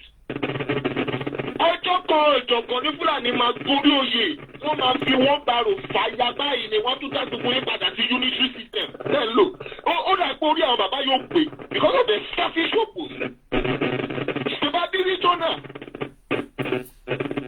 báwo náà ṣe dá gbogbo ẹ̀ pọ̀ through military so you think that that's the root way again and you think that region will pay them the region will not pay them. Wọ́n ṣe dàrú yẹn náà lọ́tún máa dàrú. So you want to be recycling us, wasting our time. Ẹ̀yin máa kú ẹ máa lọ, ẹ ti máa da wàhálà lẹ̀ fún àwa tòrò. How long before let me Koiki, if Nigeria continue like this for the next 20 years, the entire Yoruba land will become no man's land.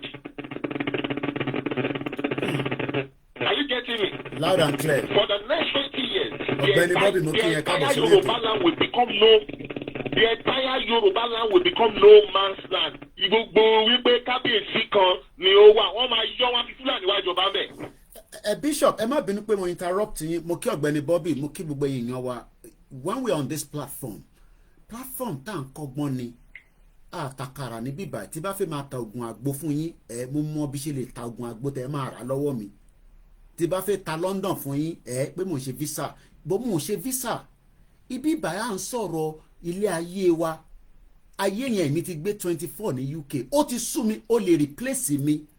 Bishop wà Nàìjíríà ó ń sọ̀rọ̀ báyìí ó jẹ́ ká mọ̀ pé ara ń tà wọ́n tó wà nílé. Bishop tó wà Nàìjíríà èmi láǹfààní àti rí wọn ní 2021 ọjọ́ bíi 5 ló wá ṣe pẹ̀lú wa ní sókà pẹ̀lú Ìgbòho Òòṣà. Mo dẹ̀ ti ń bá Bishop sọ̀rọ̀ kí n tó mọ Ìgbòho ó láwọn kankan tí Bishop ti sọ from the astrology from the Bible from the ṣẹ̀ṣẹ̀ gbogbo ẹ̀ so tábà wá jókòó sí ibà tá à ń sọ̀rọ̀ ẹ̀yin tẹ́ ẹ̀ mọ Bishop tẹ́lẹ̀ ẹ farabalẹ̀ bẹ́ẹ̀ tẹ́ ẹ̀ disagree pẹ̀lú wa because our lives ẹ̀mí wa ó ti wà in danger. Bàbá Èkìtì ló kọ́kọ́ pè wọlé ẹni tó bá náà fẹ́ gbé ní UK tẹ́ opportunity bá wà tó bá jẹ́ pé mo ò sí lórí mídíà tá à ń pariwo mo lè máa gbé Nàìjíríà but ẹ̀mí mi léwu gan gbọ́ mi yé tó bá jẹ́ pé mo ò sí nínú mídíà pé à ń ṣe Yorùbá nation mo ti ń wálé láti 2015 mọ̀gbà tí mò ń wálé ni ọ̀kadà ni mò ń gbé káàkiri tí bá wá sílé wọ́n gbé mọ́tò fún mi mo abandon ẹ̀ because mo fẹ́ dàbí ẹ̀yin náà pé kí n wo bẹ́ ṣe tí bá wà ní Ìkẹjà lọ́hùn má gbàgbéra síbẹ̀ 1 hour màmá wo bẹ́ ṣe ń já wọnú bọ́ọ̀sì ilé ayé yìí ò dáa. That was 2015 my first trip padà sí Nàìjíríà after 15 years. Káwa wá jáde nísìn káwa ní ara ń ta wá look wo n tí mo jẹ òun lélẹ̀ mo jẹ tán ó sì 5 ni ó sì kù 2 ń bẹ bí bonbons ni náà fi ṣúgà sí flour lọ fi ń ṣe flour ni practically bí máa ń ṣe níbẹ̀ gbogbo tó wà ń bẹ flour náà kàn mú ṣúgà fi ń wíbẹ̀ níta fi ń dán lára nìyẹn ẹ̀jẹ̀ kan náà ló ràn lára wa ẹ̀jẹ̀ tó wá ràn lára Bishop yẹn náà ló ràn lára tèmi so mo bẹ̀ wá mo rọ̀ wá a mọ̀ pé ní Nàìjíríà wọ́n ní wá lára but Bishop ìbéèrè tí mo fẹ́ bí yín ni pé gbogbo ìnira tó ń ní wá yìí ṣé àsìkò fẹ́ dé ni a sọ pé ní ọ̀la o tuta bá ní lọ́la nísìn àwọn kan ní bẹ́ẹ̀ ṣe promise wa náà nìyẹn pé a máa gba Yorùbá ni ṣé àsìkò kan ti ń dé tí nǹkan kan fẹ́ transform this world ayé lélẹ̀ omi ló wà nínú ẹ̀ omi ní ṣé nǹkan kan ti dé ni àbí nǹkan kan ṣẹ̀ fẹ́ dé àwọn àjọ̀nú wo ló fẹ́ dé angel wo ló fẹ́ dé màláka wo ló fẹ́ dé àwọn orúmọlẹ̀ wo ló fẹ́ dé because brother mi kan ẹ ti bá sọ̀rọ̀ rẹ̀ òun wà ní UK àwọn bá queen tó kú yẹn wọ́n gbé lọ sí èmi ò gbọ́ pé àwọn èèyàn gbé queen lọ sí kọ́ọ̀tì rí ó tójọ́ mẹ́ta tí mo tútù gbúrò ẹ̀ nísìn gbogbo àwa kan mọ̀ pé there is a transformation Bishop ẹ bá mi ṣàlàyé ẹ̀ fáwọn èèyàn. Thank you very much. Now àkókò ti tó ni and we will not back down and we should not back down. It doesn't matter if we have ability to fight or not. Everything is not by fight. Nǹkan tó máa pín Nàìjíríà láti inú ìjọba Nàìjíríà ni ló ti máa ṣẹlẹ̀. Because tó bá jẹ́ òṣìkà ọwọ́ márùn-ún ẹ tó bá fi 4 ṣèkà wàá fẹ́ yọ̀kan ṣe ara ẹ. Koiki, when God created the world, He created it. Pẹ̀lú Yorùbá ó ṣẹ̀dá ayé pẹ̀lú àṣẹ. gbogbo tó wà ní ilé ayé ó ṣẹ̀dá pẹ̀lú àṣẹ. And that's the reason the symbol of that àṣẹ, the word, olóyìnbó pè ní word, he created the whole world, the universe with his word. The symbol only Oshe Ṣàngó, like axe. Òní Bíbélì ṣe sọ pé ọ̀rọ̀ Ọlọ́run ó ní ìdàlú lójú méjì ni. The axe has the front and back. Ṣó yé ta? Now, ọ̀rọ̀ àṣẹ tó sọ láàké tó fi ṣẹ̀dá gbogbo àgbáyé. Ìwọ tó ṣẹ̀dá tó ń gbénú ẹ̀. Tó bá ti bẹ̀rẹ̀ sí hùwà against nature, òdìkejì àṣẹ yẹn ó máa ṣiṣẹ́ against it. The nature will begin to work against you. It doesn't matter if the whole people on earth sees you as the right person or good person. But so far, you are working against the creator. The creature àṣẹ tó òdìkejì àṣẹ tó ṣẹ̀dá creation yẹn, because the creation is working against the order of the word of God. When you begin to work against that order, òdìkejì àṣẹ yẹn ó máa ṣiṣẹ́ against it. So ẹni tó bá ń ṣe ibi tọ́mọ aráyé ń gbàdúrà fún, Elédùmarè máa ṣépè fún, because òdìkejì àdúrà ó ní èpè. So tọ́mọ aráyé bá ń gbàdúrà fún èpè ló máa jẹ́ tiẹ̀.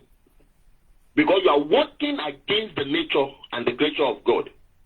Nígbà tí Ọlọ́run ṣẹ̀dá ayé tó ṣẹ̀dá Ádámù àti fún àwọn ènìyàn, gbogbo wọn ní pákó àtàbò ló ń dá wọn.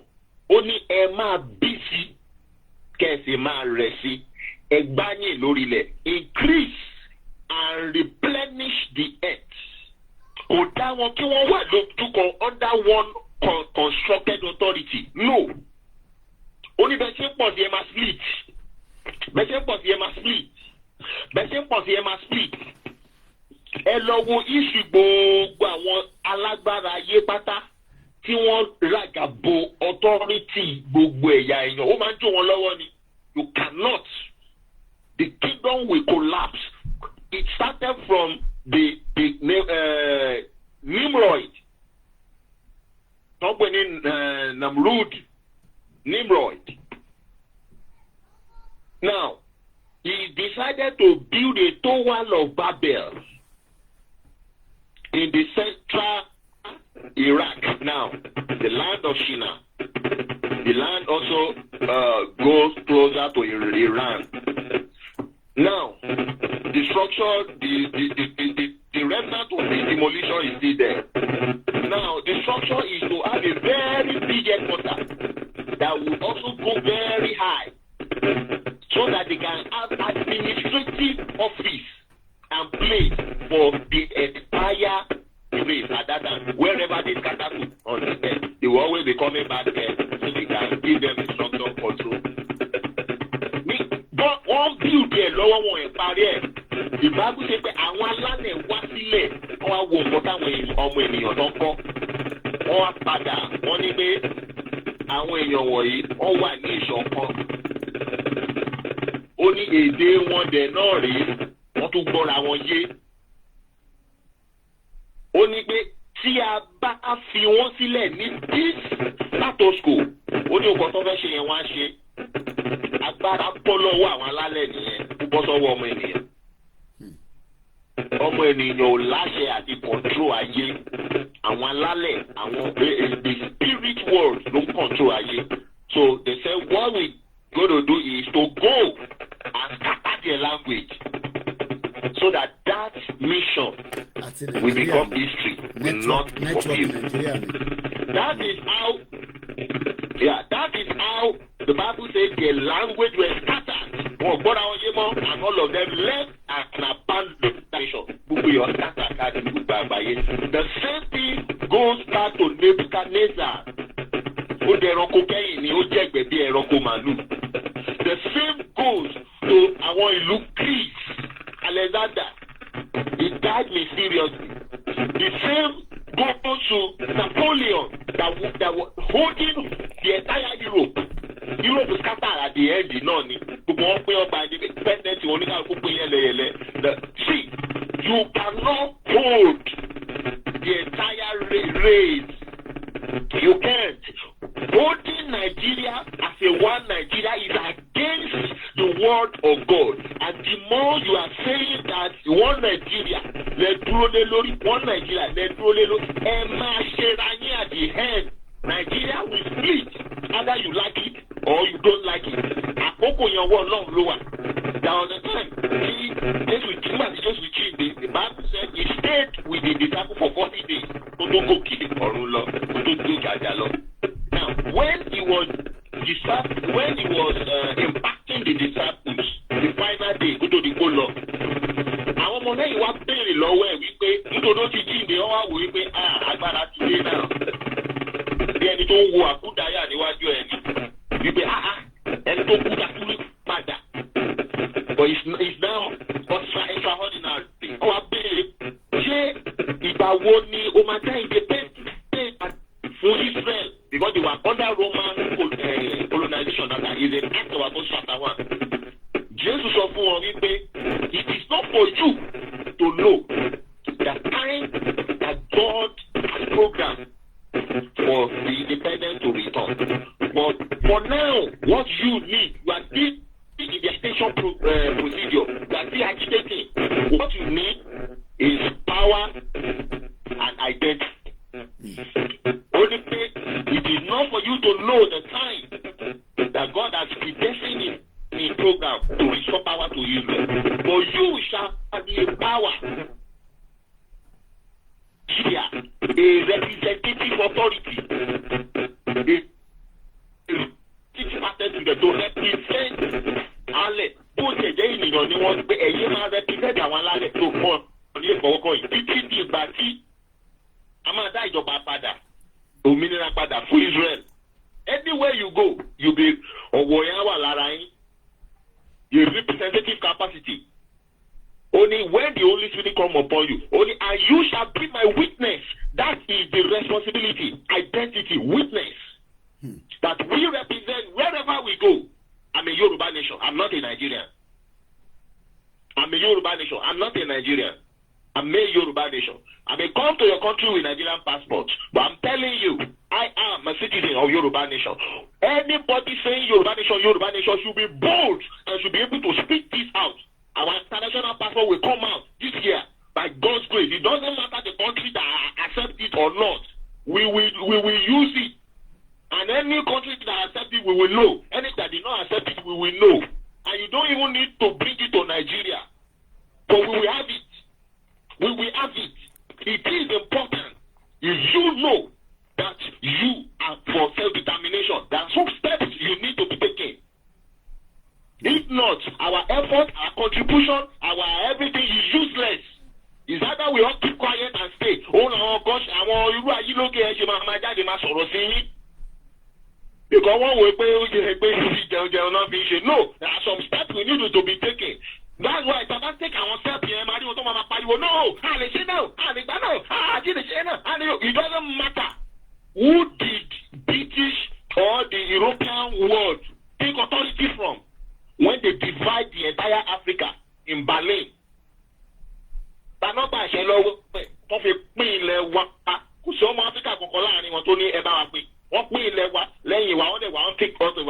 So when you are taking your authority back, which authority do you need to do that? If you are not a fool, what people by education say colonize the brain, we don't need any permission from anywhere to do what we want to do. We have our identity. We don't want identity to be destroyed. Now, to take the land is not easy, yes, and we don't want to fight war, yes, but we have the right to do and showcase our identity in whichever form. It's left for you to accept it or not. I'm a Yoruba man. The first identity is that I'm speaking Yoruba. And if I'm speaking Yoruba, you know I'm speaking Yoruba, what's wrong with the document that I show you that I'm a Yoruba person? You should accept it. And nobody should tell me that we don't have time to do that yet. So it doesn't matter how long they are clamoring for one Nigeria, it will fail at the end. Because the cause itself will boomerang against them. Nigeria cannot survive this hegemony. Nigeria cannot survive it. So we Yoruba people need to prepare and get ready and preserve our identity. And that's why in Ruba accounts that people open, there is a portal there for social security code. And Baba have instructed anybody that has Ruba account, call this Ruba banking, that whichever one you are using. Tell them you want your social security code. They will direct you how you get this for our identity. It's verifiable. And that's all. So we can identify ourselves. Changing the time the passport is out. Thank you Thank so you very much. Well, that has been, the line is from Nigeria, and that is part of the development that failed. Moki, Mr. TJ, Saeed Jima, good morning. Mr. Bamidele Aliu, good morning. Those of you that have joined me on the Twitter, we are live on all the platforms. I've been able to secure my phone, my other phone back from my little princess in the house. So we are back on the Twitter space, Yoruba Nation. The studio number only. Tony Ages, thank you so much. You're right, Bishop. Got this experience about 2 weeks ago. And like Bishop said, forget it. We can still get the Yoruba Nation passport out. If UK doesn't want to accept it, toss off to them. If America say no, toss off to them. We will have those passports. When they were going around the world, they did not consult with us before they divided Africa. We don't need to consult with anybody. That is one of the reasons why I disagree with the Yoruba political party in UK, because they were giving me the impression that without a party in UK, we cannot get Yoruba Nation. Money no. Tásìkò bá tó fùrọ̀ máa là. We are not going to fight war, but a máa fi ọgbọ́n àti ọpọlọ t'Ọlọ́run fún wa. Prophet Tibetan sọ, ó ní wọ́n yìnbọn fún Yorùbá kò ràn. So if you want to call in as well, please do so. I don't know how long this program will last. You still have good ample of 2 hours. We have just about almost 1.5 hours left. So we are just 1 hour, half an hour, or 30 minutes. Those of you in the government right now, whether you are working with the government or whatever, look, don't come out of it, because Nigeria is still operating. But have it at the back of your mind that, hey, the wait, Yoruba kò dúró. Koiki bá lè ṣe máa san pension wa tá bá ti kúrò. All that will be resolved. When is Yoruba country going to come? It could be 3 years from now. It could be next year. It could be today. That will be subject to when we are all ready to pull out of Nigeria. Our Yoruba de land in Nigeria, we are the one holding Nigeria together. And I cannot wait to see the end of what Tinubu will offer most of you, especially Enyoronu Yoruba, Enyafunjas, Benny. So, Bishop, thank you so much for giving us the time. As usual, Baba Ekiti, I love you so much. Ejoeba, support Baba Ekiti Nile. He's doing a fantastic work that I cannot do. Baba Ekiti ni Koiki woma wale femisile. I wish I could be on the ground today. I wish I could have been on the ground yesterday. But not everybody will be on the ground simultaneously. I have lived here for 24 years. I keep telling you that. So coming here, to say, Koiki, come back home. It's not to come back home in Toba Aleru. Àwọn èèyàn wà ní Nàìjíríà tó ń ṣe Yorùbá Nation. Àwọn tó lọ ní last week, lára àwọn medias wa, at least 2 of them. So bíbá wa náà kò sí nǹkan tó máa ṣe. But like we always say, there's always time for everything. Ní wà lẹ́yìn odi forever. We will come back. And I can assure you that. Mo sọ bẹ́ẹ̀ ní 2021 àbí. Ṣé mo ṣe àbí mo ṣe? Ẹ jẹ́ ká máa wò ìtókù. But one thing is, we first need to tell our people what is self-determination. Nigeria expired 14 years ago. Ẹ jẹ́ n gbé award it was sent to me lele. This was my award, and it came also, with my beautiful emblem. Even though bí abiti mo ti move káàkiri ni Bishop, mo máa ní láti ní kó bá mi túnlẹ̀, because apparently ó lọ open. So that came as well, but màá ní láti mú lọ sí àwọn tó máa bá mi túnlẹ̀. So that was sent to me, Yoruba Nation Self-Determination Award 2023. Àìtí débi tá à ń lọ lóòótọ́, but they are just saying we appreciate all our medias. And like they said, even Mayegun General was sent his own. I still have one with me that I have not sent to the person because we've been very busy. Yoruba Nation, in recognition of selfless service, render and patriotism in actualization of Yoruba nation through self-determination. The organizing body through Professor Emeritus Adebanji Akintoye, Grand Commander of the Order of Yoruba Land. Excellency, on the 28th of October 2023, Mr. OLAYOMI KOIKI, Officer of the Order of Yoruba Land. Máa bínú pé wọ́n fún wa láwọ́ọ̀dù. Bí a òun rí tó ń fáwọn èèyàn láwọ́ọ̀dù. Ṣé àwọn tó ń ṣiṣẹ́ wọn fún wọn láwọ́ọ̀dù? Dizzy man, thank you so much. Àwọn kan wà nínú wa. I love to not to mention the person's name. All is communication to the government of this country about innovation. Innovation tó fi gbé wá sílẹ̀ Yorùbá tó máa ní impact fún wa. They're not going to bring it now right now because why would they want to give Tinubu that project and then they end up selling it back to Lebanese? Mr. Dari, thank you so much. This person is watching me right now. Is I think it was a text message, the last one. Let me just tell you,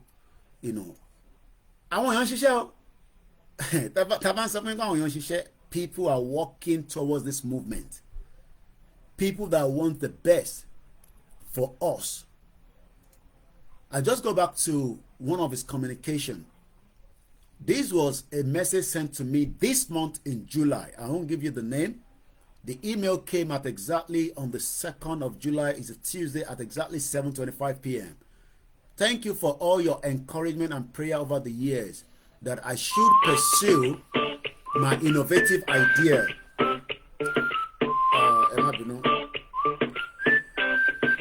Every minute 30 seconds. Can you sorry Kantimonkai Ketu Soro? Every minute 30 seconds, please. Thank you for your encouragement and prayers over the years. Emma Lowe for 30 seconds that I should pursue my innovative idea and dream. I had a phone call today at 5 p.m. from somebody in America and was given my phone number to contact me by another company in UK. This person in America said I should contact him on his mobile phone tomorrow at noon to schedule a face-to-face meeting with me next week at their office in London at Liverpool Street. It is my wish that all my siblings and families in Nigeria have British citizenship when I then properties in London as an investment in UK. Koikimedia will also benefit just like many of you. People are working so that our life can be better. Your life cannot be better with the current Nigeria. It's a fact. Don't look, those that are propagating and talking about Nigeria, they're not that bad ones. Even let it over London. This woman should be ashamed of herself. Iwolo promoted Tinubu, there's nothing wrong in that. Wasi London, on show Louis Vuitton, on show Knightsbridge. I have shown you London more than any other media that lives in UK. It is just the management and the system that is working. All these will be 10 times better in Ondo State, in Osun State. Egbon's okay, caller. So the line will be open. You can call in at any time during the program. Egbon's okay. About share briefly. Egbon's okay. I'm going, sir. Sir. So like about our daily lyric. Inshallah. So like you always say, I don't know why some people want to die in what the question that nobody can answer. Prophet Tibetan asked us the same question. Is it human or God? Who created Nigeria that you want to die for? That's something called Nigeria that people want to just kill themselves for. The people that want to die for, the people that want to kill themselves in this one called Nigeria, they are the stupid people that are benefiting crumbs from it. They thought they are benefiting something. They are not, because they are so selfish and greedy. They don't think about tomorrow, because what become of their, let's say, oh fine, what you work for, children know about 2 generations to come. But after then, what will happen? It's only these few people that they are not up to 2 to 5% of these people that want to die. They don't want this country to break. Like I keep on telling them, the awareness is gradually going. People are talking about it. People are seriously talking about it. But that spark that will change the dynamic, it is what everybody is waiting for, which I pray. I don't know when it will come, But it eventually come to pass. Brother, there is poverty in the land. People are suffering. People are hungry. At the same time, people are angry. The last thing, people are so stupid. Let me use that word. Because if people are not that stupid and Kamasha and the so-called our leaders are also part of it. But let me leave those one aside. A friend of mine, he's so small scale business, he's so poultry. The guy was telling me about 3 or 4 days ago that it's about to fold up. The cheapest feed now is almost 22,000 naira. The cheapest. Total 7,000, 6,000. After December also, if no go at the partner then towards them by the feed right. The last one I bought was 14,000 naira. But as of today, I'm talking to you now. The cheapest feed made is almost 22,000 naira. The guy was telling me that, guy, I can't cope anymore. I can't cope anymore. If the guy goes up, it will affect his family. It will affect 1 or 2 people about and work out on Shalom die. People are suffering. Small scale businesses are not finding things easy. Nothing you lay your hands on. Nothing you want to lay your hands on that you do that. Could they succeed? Because the thing is so frustrating. Like I said, the only project some time ago. We evaluated a cost of about 2.something million. Now the project now is almost 6.something million. Later when I finish. Mumbadu, brother, may not be now. With the rate of interrupt there. The rate of inflation rate and the way the thing is going, people are dying. People are hungry. How many people? Let me play devil advocate. Are you making this up because you just love Koikimedia and you just want people to know, even though you are in Nigeria? Are you really sure that there is? I know that I have a video that I'm going to play when you complete. We can even play, but I'm going to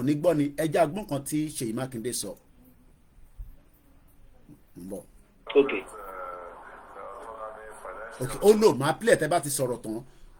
What I'm trying to say is that, are you really sure that what you're saying, that there is hunger in the land and your businesses and our friends, our families, I want everybody's business to prosper. Why is this business failing? Is that something that needs to be done that is not done? Who is failing us? And is that the reason why you should say you want Yoruba nation? Shut up, just pray more. Your business will prosper, put oil on it.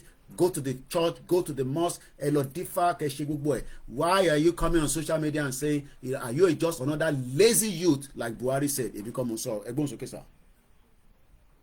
no, I'm not making it up. It's like this. Before, let's say from 1960, if you look at how the thing is going, it's getting worse and worse and worse. I want to call that 40 years. I want to be more serious. I don't know 50 law combine. Ìgbà wo ló tó máa dáa? Olóró ni kan tó kọ́ ni kan gbà kan. Then I don't know where middle 80 ni or early so pé tó bá wọlá Olúwa o àní yóò sì dá. Lọ pé a ti gbádùn nílé ìrí ìyẹn ti dìtàn. That was way back. That was 80s. We are in 20th century. 80s tó ti kọ́ yẹn pé agbádùn nílé ìrí ìyẹn ti dìtàn. What should my dad in 2024? We are still now the thing is not even showing the sign that there is no light at the end of the tunnel. The tunnel is getting darker. Not even blink of light. So why are we want to die and force ourselves continue to live in this union that is not working? Even what about fair will go. So you have right that is divorce. Why? Why are they now want to die in this code that is not even working? The person that is there, I'm a typical. I keep on telling from my generation, I'm a typical Yoruba guy. No more Yoruba nini. From the onset, even when someone there to get it doesn't have solution. Nobody has solution for this country called Nigeria because Nigeria was not planned to succeed. Nigeria was planned to fail. Could they work? the best bet, look at when we are even practicing religion say our go we see benefits in continuing government to share. Why can't we just now even in UK? Even in UK, go to UK in UK, Scotland is here, Ireland is here, where is it here? Why can't we also go our own temperature and let everybody have peace? Now, that I said the present government doesn't have solution for that. Look at what the president Tinubu created last week. Created the Ministry of Livestock. Agric at livestock. Why are you bring one section of agric out? Who tell us that you want to create Ministry of Cattle? Because agric in livestock you want, then you crops, it was the cash crops you want. Okay, somebody might tell somebody ever power like fact. Somebody might say, "Shut up!" Nothing like that. This is coming from the President, Federal Republic of Nigeria, July 9th, 2024. Press release. Mokiyami Ade Seun Adelani Ekaboyin Grandma Mokiyami Iyabo Obiesan. Mo máa kí Oboyin Grandma dáadáa torí pé ẹ̀yin ni ẹ pọ̀n mí. Lẹ́ni Koiki máa sọ̀rọ̀ lọ. Má bú wọn. Máa sọ̀rọ̀ lọ wọ ní hàmì wà àti family ẹ̀. President Tinubu inaugurate committee on implementation of livestock reform to address obstacle to agricultural productivity. My brother, can you explain kí ni mean? Ẹ mọ̀ pé mi ò kàwé. Kí ló mean? Ẹ̀yin tẹ́ ń ṣe business yẹn. So what is literally saying is this: he think he can solve the problem of these terrorists, and which is cannot. Agents, I might be wrong, but Gumi said something last year. He said only give these people amnesty. Because you gave those people of Niger Delta amnesty, that is where they are going. Tinubu, I don't know. This thing goes on telling me Tinubu will be the last president of this one country called Nigeria. They will break this country. This country is about to break, but the time, that time is what we don't know. So where they are going is very soon now. Okay, let's give them amnesty. The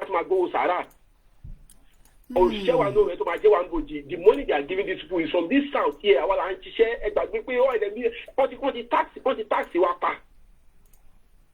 Don't tax because it's all the taxi work back will see all the people are suffering. You know, now what you are eating, just like you eat what you see, not what you want. Now anything you just see, just eat. Oh, you're gone. Get a plate of swallow now. Present location meeting just the cheapest one for any ebameji or be atenokon 1,200 almost 12 years could you.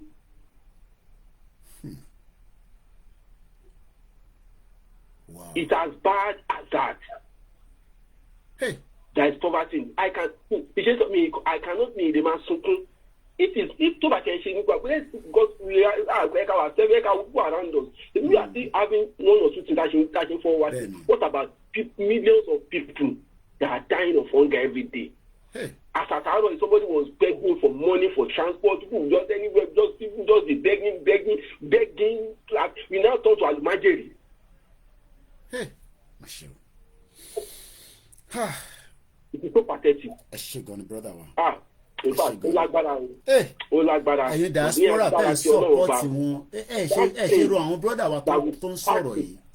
Ẹ̀yin diaspora tẹ́ ń fún wọn ní backing yìí. Ní kẹ́ má jẹ mo nígbà Tinubu yìí ẹ ra lé sí London ẹ ra lé sí America bọ́ ẹ sọ fún Tinubu àti Ṣèyí Tinubu pé kó bá wa sọ fún bàbá ẹ pé kó jọ kó jẹ́ ká máa lọ. Àbá ẹnìbọ̀ ní kankan tá a fẹ́ fi jà kó kọ̀ jẹ́ ká máa lọ. Tábà débi tá à ń lọ à lọ yanjú ẹ̀ kẹ́tọ́ lọ brother mi lórí topic tá à ń sọ̀rọ̀ lé lórí. Ǹjẹ́ Bọ́lá Tinubu lè make our election a quality one? Because that is the topic we are treating in the last day. Àwa we shall make our election quality election. Ilé lẹ́yìn wà láti ìgbà tó ti ń dìbò èmi ti kúrò nílé láti 1998 mo bá yín síbẹ̀ gba tẹ́ ń dìbò 1999 náà kọ́ ń gbọ́ náà ní Ọbásanjọ́ débẹ̀ inú wa dẹ̀ dùn àròkó máa ṣe dáadáa ọmọ Yorùbá ní létà lágbọ́pọ̀ ọmọ Yíbò ní kankan. Can Bola Tinubu transform the election process so that by the time he's leaving the office even the next person cannot rig it? Okay, can I talk? Go ahead, sir. Ṣé mo lè sọ̀rọ̀? Go ahead, sir. So ẹ jẹ́ kí èmi náà máa hold on. Bàbá wa ti pẹ́ ní UK o dádì. Mo mọ̀ pàgbàlà ẹ má bínú pé mo sọ̀rọ̀ sí ilé nǹkan. Wọ́n náà ti wà ní London láti 1984. Ẹ dàgbà jù mí lọ dáadáa nìyẹn. Ẹ má bínú pé a sọ̀rọ̀ síra wa lẹ́nu. 40 years lẹ ti wà ń bí báyìí. Àwọn èèyàn ti padà lọ́lé. Nígbà tẹ́yìn ò tí ì lọ́lé at 40 years. Èmi 24. Mo ti ń súnmọ́ yín ẹjẹ́ àjọ padà lọ́lé. Ẹjọ́ ẹ̀yin bàbá wa tẹ̀ ṣe ń support àwọn olóṣèlú yìí. Ní kẹ́ má ṣòṣèlú. Ẹ bá wa sọ fún Tinubu pé kó bá wa tètè ṣe. Brother mi ẹ dáhùn sí ìbéèrè yẹn. Bàbá mi Lárí Àyìndé 40 years lẹ́tí lọ UK ẹ ti pẹ́ díẹ̀ sà.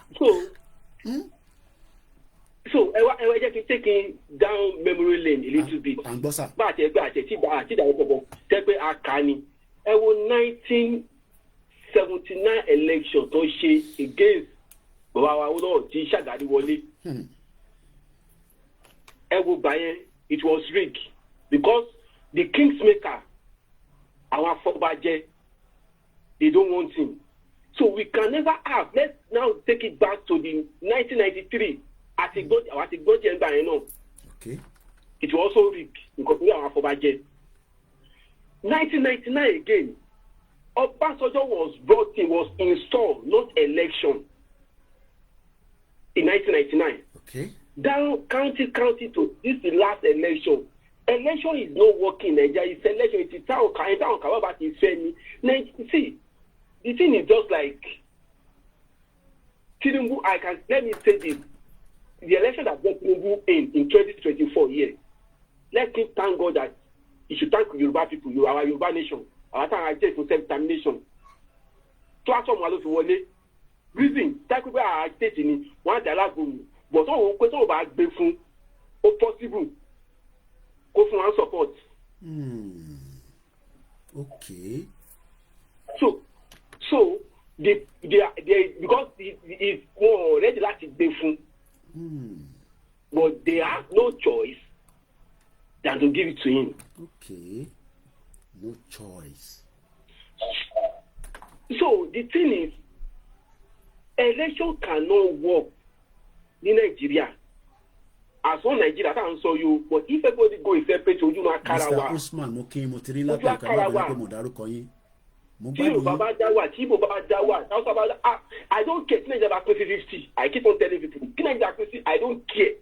Let's just have peace. Let everybody just go. Don't let anybody come and put cow. Kó wá kó ẹran wá sóko mi kó máa sọ pé cow is now a woman being. Láti jẹ́ oko mi. Let everybody go. The last question. Let everybody have peace. The last question, because ẹ má bínú pé mò ń gba time yín ní brother mi tó ń bá wa sọ̀rọ̀. Not at all. Wọ́n fẹ́ pa Ìgbòho sílé bó ṣe fẹ́ pa Donald Trump. Àmọ́ reason tó fẹ́ pa, and I'm not making it up. Èèyàn máa kú lánàá. Ibi tó ti yìnbọn fún Donald Trump, ìbọn máa ń ṣe nǹkan kékeré. Wọ́n fẹ́ pa Ìgbòho sílé àti bàbá Akíntóyè. Kí ló dé táwọn èèyàn wà against self-determination àti pé kí ló reason tó ṣe fẹ́ assassinate Ìgbòho àti Professor Banji Akíntóyè? That will be my last question so that kálí fẹ́nu mi náà láyé ẹgbọ́n sókè sá. So nǹkan tó ẹ mọ̀ pé in life all of us cannot be a leader, and they see that this is our leader that we follow and that they accept. They think if they silent them, others will silent, which is no. Even the project is even, sorry to say, is even bigger than them. Because all of us are not aware. So people that are thinking towards that direction, they are wrong. I really appreciate Professor Banji Akíntóyè at that age. Kí ni máa ń ní láti gain? Kí ni wọ́n tún fẹ́? Àbẹ́ tó bá mọ bàbá wa Ìgbòho dáadáa, ẹ̀ tọ́lọ́ ń ṣe dáadáa fún mi. He is a big man. Ẹ̀ tọ́lọ́ ń ṣe dáadáa fún mi. But ó ní ìran òun ò gbọ́dọ̀ máa jà. Ó ní ṣé tó bá tó bá lọ ìlà tẹ́kọ̀ọ́ lẹ́kẹ̀ẹ́ òun yìí ń kọ́. Ìlà yẹn ti ṣó pé ṣe Yorùbá man. Good morning, Abia the best. Ṣó fẹ́ parẹ́ ní àbúkẹ́ pàpẹ́pẹ́? Kò possible. We have our own identity. We are Yorùbá, ọmọ Yorùbá ni wá. Ẹ ṣe gan ni. But àwọn Màlẹ́ àríwá lágbára Ọlọ́run adájọ́ fún wọn. Okay. Ẹ ṣé gan ni brother. Ṣé Thank you so much. Mo kí gbogbo ẹ̀yin èèyàn wa. Ọ̀rọ̀ ń bọ́lẹ̀ níbí báyìí o. Ọ̀rọ̀ ń bọ́lẹ̀ Araba TV ló máa ń sọ bẹ́ẹ̀. Mo like brother mi Yorùbá wọn. Ẹ má bínú tán báyìí. Because laptop mi sometimes there's a movement with the charger, the charging port. So ó tútù move. Ẹ̀yin tẹ́lẹ̀ wà lórí Koiki ẹ̀ ó ti ń charge padà. Ló ń ṣe kìíní báyìí. Wọ́n ṣe yẹn fún wa láàárọ̀ yìí. Owó tó sì náà ni kò jẹ́ ká máa bá láptọ̀pù jà nínú ilé wa báyìí, but kí la máa ṣe sí? Ẹ má bínú èèyàn wa o, ẹ má bínú, because if not after few hours nisin it's just okay, let me do something. Ẹ jẹ́ kí n play nǹkan kan. Mo ní mo fẹ́ play Ṣèyí Mákindé lẹ́ǹkan. Ẹ jẹ́ ká sáré lọ mú jáde. Yes, brother me, you're right lẹ́ǹkan. On the 9th, President Tinubu inaugurates Committee on Implementation of Livestock. A lot of people say, Koiki, that is a rugao. Ṣẹ́gun ọ̀nà mo kí ẹ brother mi, mo kí gbogbo ẹ̀yin bàbá mi, ẹ̀gbọ́n mi TSG Nigeria is a security consultant. He has gone to every part in Yoruba land. He has been to the IDP camp. Tí bá ní any security kìíní ní sàwọn la máa ń pè láti wá bá wa sọ̀rọ̀. This is what Ṣèyí Mákindé had to say. Ẹ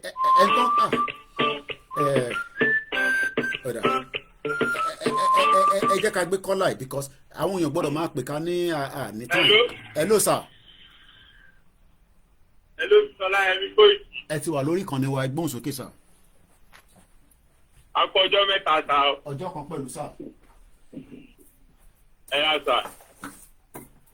Àdẹ̀kú ètò náà. Àjọ ń ṣe náà ni ẹ bá gbọ́n sókè à ń gbọ́ yín, ẹ bá wa dá sí. Mr. Koiki, ọ̀rọ̀ pọ̀ gan-an o. Ibi tó bá fẹ́ bẹ̀rẹ̀ náà ni kí wọ́n wá mú. Ẹ jẹ́ àgbọ̀ mi lè fẹ́ bẹ̀rẹ̀. Bàbá Tẹ̀dígá Ọlọ́run bá mi blẹ́sì ẹni tó sọ̀rọ̀ tán nísìn. Ẹ sà, ilé ti laná. Mo ní Ọlọ́run máa blẹ́sì ẹni tó sọ̀rọ̀ tán nísìn. Mo gbọ́ ọ̀gbà tẹ́ wá nílé laná yẹn làyà mi wá ṣe gìrì.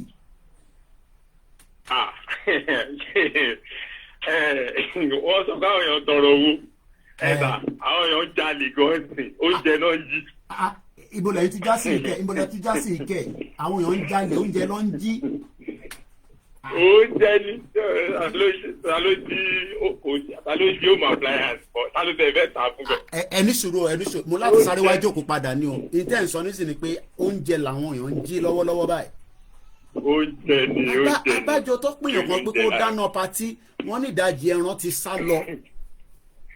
Ilé sọ yìí, àwọn tó ń ṣe olópò gan sí gan, iṣẹ́ olópò ló tà jù, o lè dájú púpọ̀ mọ́, because wà á ti wo benefit, ibi wà á róúnjẹ kó sílé, wà á sọ oúnjẹ sílé. So iye tó bá fi lò ẹ́. Ṣé àti dé stage yẹn báyìí nílẹ̀ Yorùbá?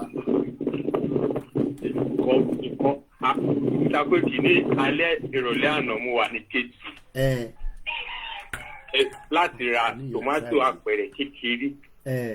27,000 naira. The last one. Ó ti ṣípù ní àbí àbóṣó wọn ni ẹ má bínú ẹ. Níbo ló ti cheap? Mo kàn ń bẹ̀rẹ̀ ní ẹnu pé mi ò sí nílé. Cameroon náà ti gbé wa. Cameroon. Mi ò lè Cameroon. Òun ló dẹ̀ dáa jù. Okay, no, sorry. Ti Cameroon ni ó cheap. Òun ló tóbi olómi ni. Bọ̀ eléyìí náà ní ètò ara yẹn náà ní ti Nàìjíríà tó ń gbìn ní north. So èmi gan ò lè ra bó ṣe kéré tó yẹn àwa méjì la tún pín sí méjì la pín. Ìlú le gan o, ètò sọ pé etí máa yẹn sọ yẹn. Tẹ́ bá ń so oúnjẹ ní ti tẹ́ ń sọ bẹ̀ especially ẹ̀ tó bá ń gbélé face mask fèsì wá dó ti ni o. Pé wọ́n lè gbé. Ó ṣe kọ́ lè gbé, ó máa parẹ́, àbí kán da sí méjì.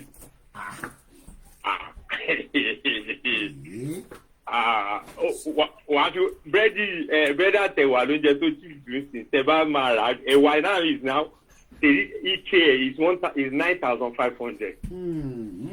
So 1,000 gan o tó jẹ búrẹ́dì àtẹ̀wà mọ́sìn. Wàhálà má ti dé báyìí. Ẹ wo èrò kílẹ̀ mí ìkọ́ tẹ́ ẹ mọ̀ bó Mr. Koiki mi mọ̀ àwa Yorùbá àdẹ̀ lè ṣe tán. so kí wá lọ́nà àbáyọ báyìí. Mr. Koiki ọ̀nà àbáyọ. torí ẹ mọ̀ pé diaspora lèmi wà wọ́n ní Koiki o gbé Nàìjíríà o lè sọ tó máa ṣe ká máa ṣe fúnra wa ní Nàìjíríà kí ẹ̀yin lẹ wà ń lé kí lọ́nà àbáyọ ẹ sọ fún mi kébì lè mọ̀ tí máa sọ. ọ̀nà àbáyọ ó simple gan. kí ni ẹ bá wa sọ. as in very very simple gbogbo wa dẹ̀ kọ́ la a máa carry ara wa along ẹnu àwọn tí Ọlọ́run bá fún ní ọgbọ́n yẹn tọ́lọ́run fún ní agbára yẹn tọ́lọ́run dẹ̀ fún ní agbára àti carry ẹ̀ along àwọn tó kù wọ́n máa come to that page kò ní jẹ́ nǹkan tó máa jẹ́ kò ní jẹ́ choice á jẹ́ dandan to come to our page because gbogbo ìwà ò lè parapọ̀ ká la fẹ́ lọ sí Nàìjíríà a fẹ́ lọ pín Nàìjíríà àwọn kan ń jẹ nínú òṣèlú àwọn èèyàn ò lè sọ pé wọn ò lè ní ká pín láéláé ó ṣe rí nìyẹn so okay ṣe ẹkàn imagine autonomy tọ́nà ṣe síláì discipline discussion ẹkàn wo àwọn kíátìkà nísìnyí wọn máa dùn oníkàkùn máa lọ plan chairman local government tí orí nǹkan kan jẹ tẹ́lẹ̀ ìsìn ó ti àti lọ́ọ́ máa ná lé ní Lẹ́kì because ó máa gbowó directly lọ́wọ́ federal government right allocation ẹ̀ directly. Oníkálukú ń wá ọ̀nà láti benefit life ẹ̀ ní èèyàn mélòó then a sọ̀rọ̀ ń pa pé wọ́n rig election SIB náà ti rig election. ẹni ò mọ. rigging of election is a kò síbi náà ti rig election rigging of election is a part of the system. American rig election now ṣé wọ́n rig ni wọ́n rig now. Donald Trump yẹ kó wá sórí oyè náà ṣèbí láì Clinton ló yẹ kó wá. mo kẹ́ easy. bọ́lá rí wọ́n rí pé Donald Trump slogan tẹ̀ ni we are bringing God back to the White House so they want to go back to their roots. igbe gay gbígbá ṣàwò máa bára wa sùn ọkùnrin sọkùnrin lọ́mọ. Rigging is a part of the system. Tabaréyàn gidi tí ó wà famous tí ó bá dẹ̀ mọ́ pé yàn gidi ni a lè rig fún kó wọlé. So kò síbi tó ti rig but tí Nàìjíríà ni pé à ń rig to other side ni à ń rig fún bad people ni. Wọ́n ṣe pé bóyá à ń rig láti jẹ́ kéèyàn gidi wọlé à ń rig fún benefit ara wa àwọn tó wà ní political circle ni. Ọ̀sán ẹ̀pẹ́ à ń rig kéèyàn gidi wọbẹ̀ ni.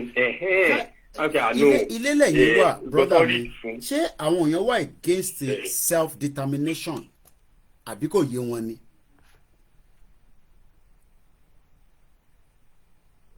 ṣe gbọ́ mi brother mi network ti gbé wọn lọ question tàdé wàá fẹ́ béèrè wà important. mo ní sáwọn èèyàn wà against self determination mo ní sáwọn èèyàn wà against self determination àwọn èèyàn wà nílé àbí kò kọ̀ yé wọn. àwọn èèyàn wà against it. kí nìdí. ìdí títí. network ẹ̀fọn ọ̀la yóò máa padà wá. à ń gbọ́ yín.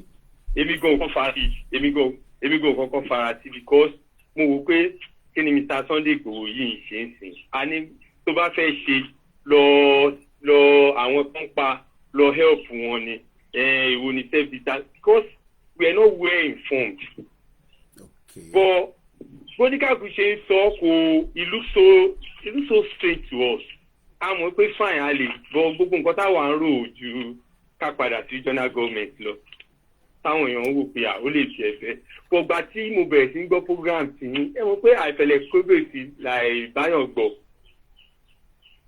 You can pass good information but tí yóò bá ní good orientation láti sọ sometimes ó kàn lè jẹ́ létí. So when I now listen to you tí mò ń gbọ́ tẹ́ ń gbóríṣiríṣi àwọn èèyàn wá tá à ń gbọ́ délé wa gbẹ́tọ̀ wa we now listen to people in diaspora àwọn tó ń organize it we now listen to Baba Akintoye listen to it now be like ó dàbí ẹ̀jẹ̀ mi. So many people know ní opportunity wọn ní access sí yín. Ẹlòmíì tó ní access gan ó kọ̀ọ̀kan wo briefly torí kò ní data ó yá wọ́n kíní kan lọ́wọ́ MTN kò lè gbọ́ dáadáa débi tó yẹ kó gbọ́ dé. So kò dábàá pé ká máa ṣàlàyé gan fún gbogbo èèyàn mélòó la fẹ́ ṣàlàyé kankan Yorùbá dẹ̀ rè nǹkan tá à ń jẹ lọ́wọ́ la mọ̀. ẹ̀yin ò pín owó ẹ̀ ń sọ̀rọ̀ Yorùbá nation ẹ̀ fowó sí o àwọn bí yìí fi ń kẹ́ gbàjọba lọ́wọ́ Tinubu báyìí ni tó kẹ́tẹ́ tó lè gbà tó bá káwọn kọ́kọ́ gba tiwọn lọ́wọ́ yín náà. torí pé táwa náà bá ti débẹ̀ wọ́n ní rí wa mọ́. So they are seeing you like normal politician people. So those are those things. So they are not well informed. The awareness is not like bí a ṣe ń rò ariwo kan pọ̀ ni àṣírígbà kan làwọn kan béèrè pé ìlú ni Yorùbá nation ti pín dọ́dọ̀ yín mo ní àpín owó kẹ̀ wọ́n pín owó wọ́n sọ̀rọ̀ freedom là ń sọ pẹ́ o. But having said that èèyàn kékeré péréte la nídìí láti gbàlú yìí. Ṣé bá rántí pé mo bá yín sọ̀rọ̀ kan gbà kan pé àwọn nǹkan kankan wà tá a kàn ní láti ṣe. Tẹ́lẹ̀ ìbá kú bẹ̀ tẹ́lẹ̀ ikú bẹ̀ tẹ́lẹ̀ ikú bẹ̀ gbogbo àmà máa wúra wa. Epo ò kọjá sàn oúnjẹ ò kọjá síbí àjọ onídàára wa ni. Táwọn nǹkan yẹn bá kú bẹ̀ kò nídìí ká kàdà ká kó pọ̀. Ẹ̀yẹ wo second Niger bridge àbí èwo náà ṣe tí ẹ máa yá ayé Ọbásanjọ́ mà náà ti ń ṣe. Ẹ̀bọ̀n náà ti bí Tinubu máa parí ti Calabar gbogbo àwọn yẹn wọn kò láìkì títì yẹn ó máa gbé ti Calabar jáde láìpẹ́ tó máa ṣe láti Lagos dé Calabar. Wọ́n ti ń ṣe tẹ́rí èmi kàn mọ̀ pé tẹ́rí gbogbo wa pátápátá la selfish but tó bá ti kò kàn gbọ́dọ̀ pọ̀ jù lára ni tó bá pọ̀ jù ó lè di stress ó lè di pé kéèyàn jẹ́ olójú kòkòrò jù ṣùgbọ́n aṣáájú ló ń gbìyànjú tiẹ̀ bọ́ ẹ má jẹ́ ká parọ́ tán ra wa kò lè dá. Omi don pass gàrí don pass water dẹ̀ lọ́ máa ń sọ ni. Ó ti pọ̀ jù ó kì í ṣe ẹ̀wọ̀ ó sì báyìí ẹ jẹ́ fi kíní kan fún yín sí ṣé mo pé refinery Dangote ti rẹ́dì refinery Port Harcourt ti rẹ́dì wọ́n ti tẹ̀sẹ̀ ó ti rẹ́dì Ìwọ̀rí náà ti ń rẹ́dì kò sí kúdọ̀ ẹ̀ fún wọn láti refine Dangote ṣẹ̀ṣẹ̀ lọ ń search fún kúdọ̀ ẹ̀ láti America because of wọn ti láńsẹ̀nsì fáwọn kan tó ń ta kúdọ̀ ìlú aṣọ àwọn sọ pé àwọn ọ̀tà sí lókà internationally làwọn fẹ́ máa tà sí. wọ́n tẹ̀ ti fi yáwó ni. So wọ́n tẹ̀ ti fi yáwó tó kí ni oge ṣe wá fẹ́ kí ìtọ̀ aṣíwájú kó di kúdọ̀ ni. àwọn nǹkan tó wù náà láti ṣe ṣùgbọ́n kò ilé foundation lé ò dáa ilé ti fẹ́ wó ẹ wá ní kán lọ sí páànù ẹ̀. Foundation gangan ni kò rọrùn bàbá bọ́tà bá pínlẹ̀ ní ẹ má jẹ́ kí n parọ́ tàn yín náà ìlú máa kọ́kọ́ lé o pè ní bíi kò sí more better than irúbi tá a wà yìí kí la ṣe fẹ́ débi pínpín yẹn gangan ẹ̀ta kéèyàn kó bọ̀ síta lé ní lọ́la sójà níbọn jẹ́ níbọ̀dì lọ. Gọ́ọ̀mẹ̀ntì yẹn lọ́sẹ̀ ń pè ní gọ́ọ̀mẹ̀ntì lágbára. Bó ṣe rí yẹn bọ́ nídà ti jà kákan mú àwọn ibi tí mo sọ yẹn kó bẹ̀ láti Jẹ̀bà sí Niger nǹkankan ló so wá pọ̀ Kogi State ìkankan ló so wá pọ̀ North East ìkankan ló so wá pọ̀ oníkálukú wa máa wòran. Ẹ ṣe gan-an. Tí wọ́n fẹ́ dọ̀fẹ́ láti bẹ̀yẹn síbí ni.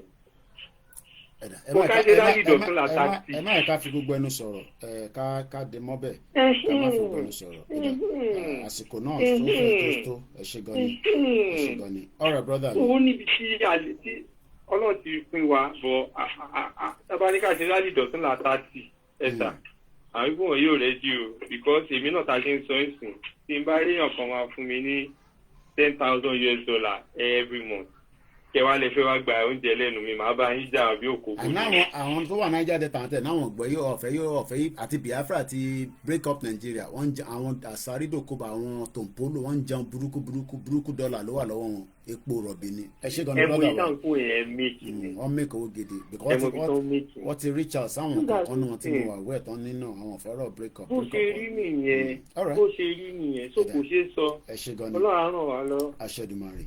Mo kí gbogbo wa lẹ́ẹ̀kan sí that was a caller from the home base. Àwọn tó wà nílé they are going through a lot. Ẹja gbọ́n kan tí Ṣèyí Mákindé sọ. Financial autonomy. Ẹja gbọ́n kan tó sọ. Local government autonomy, financial autonomy and all of that.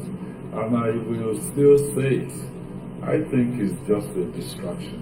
we must face the real issues that we have.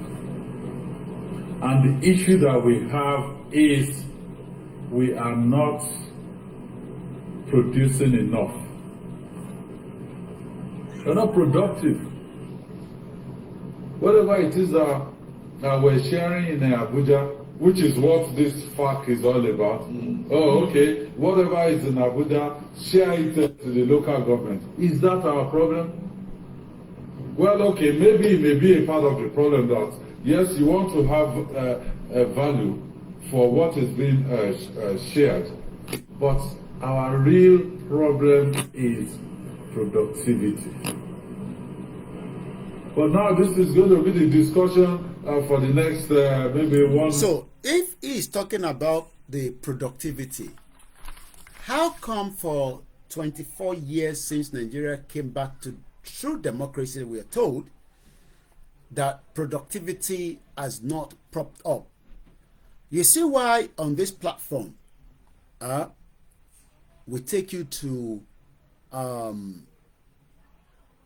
how you will understand that Nigeria is just another fraud. Because the governor of Oyo State is telling Nigerians that, look, well, maybe part of the problem is local government autonomy. That's the reason why a lot of you are living backwards. A lot of you are not having a good life and all sort and all sort. Then he went further to say that the major problem, there are many reasons why Nigerians are suffering, is because productivity. Okay, Mr. BD.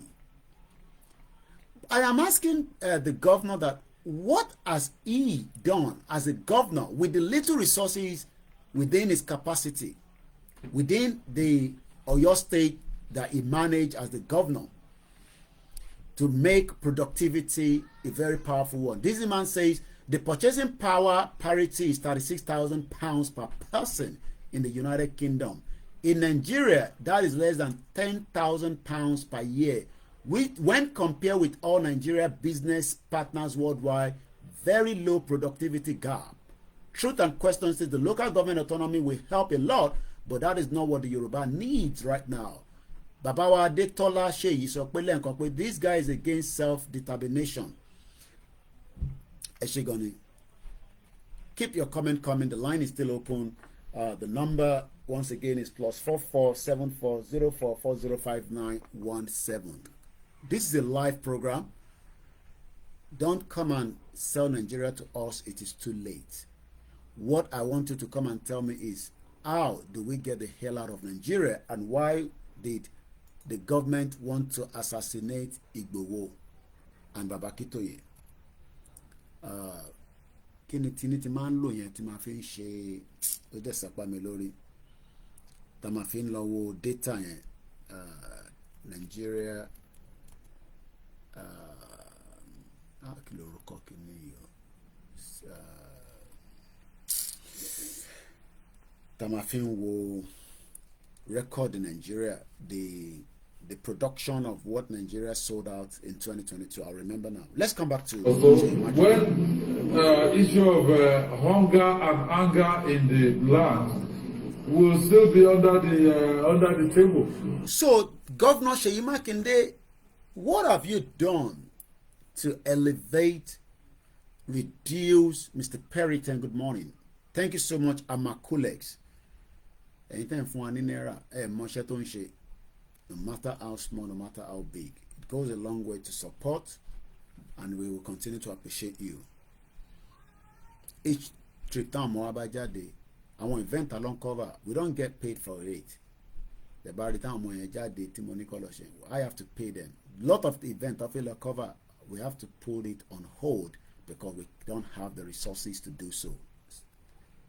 Yoruba Nation is a movement, and that engagement is what we are discussing. Bishop Adesina, yes, Ruba is highly valued at $12 to the dollar, while on one Yoruba Nation, triple DRSA GDP. Yes, Nigeria GDP. GDP ni olórúkọ tí máa ń pè ó dẹ̀ sàpá mi lórí ṣá.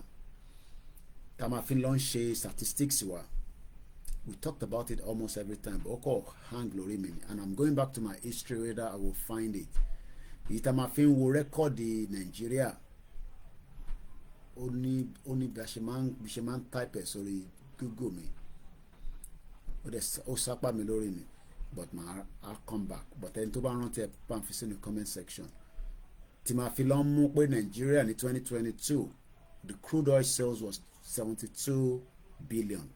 Crude oil in Kolofoni, majority of the money that, yeah, the global, it might come back like that. Let's say that global index. So, only kankan tí mo fẹ́ mú jáde ńbẹ̀ ni Nigeria trade 2022. Yes, OEC. Yeah, I think it's this one. OEC. Next time. It's called the OEC World. The OEC World gives us the historical data of how every country around the world, truth and questioning, and Yahoo. So maybe next time again like that, it's called the OEC World. Link your name officer in case you are somebody that also loves to look into statistics, and it gives you the statistics about countries around the world. And we've done a lot of comparison. You know, I've shown you when I'm using the software, but let's go to this comparison again. This was the year 2022. As of 2022, that's about 2 years ago. I don't have the data for last year, it's ready. So far, we have the data from 1999. So let's go back to 1999 and then compare it. It's the ocean load. And we can compare it with the current one of 2022. So in 1999, our export into what we sold out of the country. Import is what came into Nigeria in terms of, you know, what we buy, some of the things that we buy that is unnecessary. Oyo State is a big place that should be producing, but the insecurity itself has stopped agriculture in Oyo State. The 33 local government is dead. Farming, they are not doing farming to sell to Africans. They are even doing the one that they will sell within themselves. So in 1999, the total export of Nigeria was $70.7 billion US dollars in 1999. Things that we sold out. The biggest bulk of that is crude oil. The crude oil export value was $13.1 billion US dollars. That percentage is about 88.3% from the total money that we export. The next item that we can value is a refined product, $609 million US dollars. The next one is petroleum gas at $202 million. Which of the country bought this crude oil from us in 1999? America. So when you're saying you want Yoruba Nation, America will tell you, no, we don't want Yoruba Nation. We still have partners with Nigeria when it comes to your crude oil. America bought a total value of $4 billion US dollars, 31.5% of our crude oil in 1999. India, one of the fastest growing economy in the world today, if not the fifth, I believe number 4, bought a total value of $2.88 billion US dollars value of crude oil in 1999. Let's now come straight to 2022, which is the last data. And if you're asking Koiki, where are you reading this from? Just type in OEC, put Nigeria next to it, it will bring you down to it. Again, it's a shame that what we export in 1999 has drastically dropped by $20 billion US dollars. In 1999, we told you the total value was 72. Are you with me? Are you writing it down? Jeremy Okosile. So what I will do is, because I will open another, since tomorrow the OEC, let me open another browser, and then I can quickly make it easy to do the comparison without, you know, going back and forth. So I'm going to put this one at 1999, the historical data, and then we leave one at 2000. So let's go back to 1999. We cannot talk about Sheikh Kwara in 1995, prior before the failed democracy. Let's just look at 1995. Even though, remember that this is not data that is accurate, because it would have been manipulated by Nigerians that will submit it to the world. In 1995, our export was valued at 12.3 billion US dollars. Our export, again, it was crude oil. So the military have took advantage.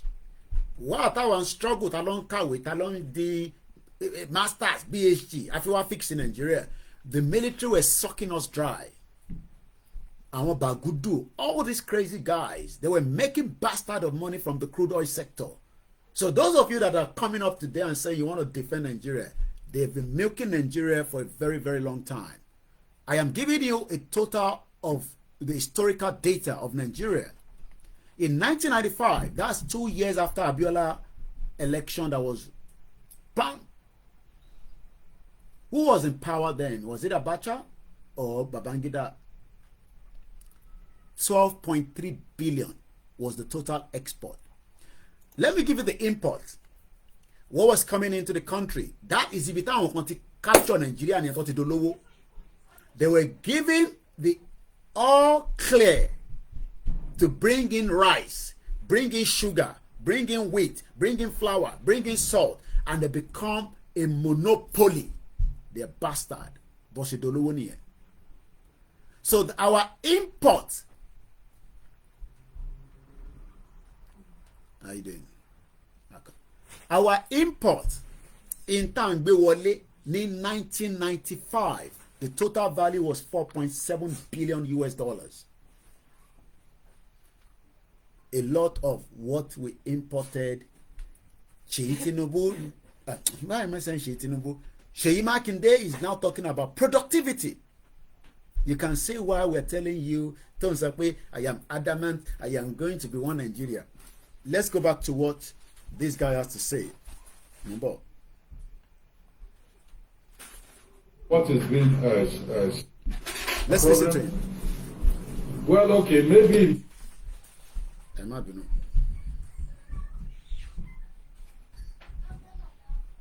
For what is being shared, but our real problem is productivity.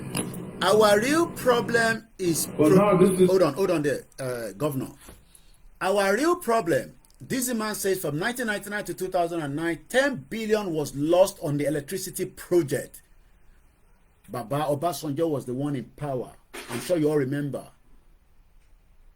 5% of the work done and the rest of the fund cannot be accounted for by the Financial Times. When this one puts something out, they are not just writing. They have done a lot of academic research that we lost 10 billion US dollars. Obasanjo cannot account for it as we speak today. Nibolowa baba ewa sobiti ekowo yen si taleko fun ni America ni Germany awon ologba lowo yin. So you that you want to defend Nigeria, you better know what you want to defend. Because those that are defending Nigeria or those that are still defending Nigeria, they are making good money out of it. Maybe you are also. But if you are one of those that are struggling and going to defend Nigeria, Koiki, you will not break up Nigeria. I am not breaking up Nigeria. Nigeria is breaking itself on a daily basis. Money continue to be shared among themselves. They don't care about you. They don't have any respect for the citizens of the country. Iyami Yabo Obiesoni, our father gone, rest in peace. Yoruba nation no going back. Yawa Taiwo Kike says good morning. Babawa Olajuwon, those people against it, they're the people benefit from Nigeria. Mr. Olalekan address. Temitayo Oladele, good morning.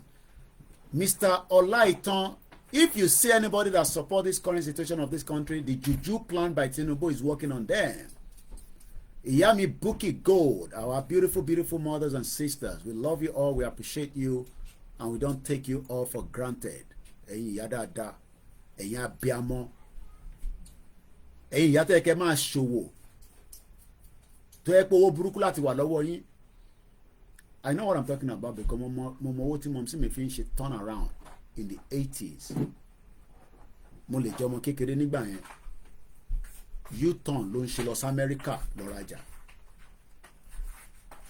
In Germany we are lost 800. Sorry, I don't get you.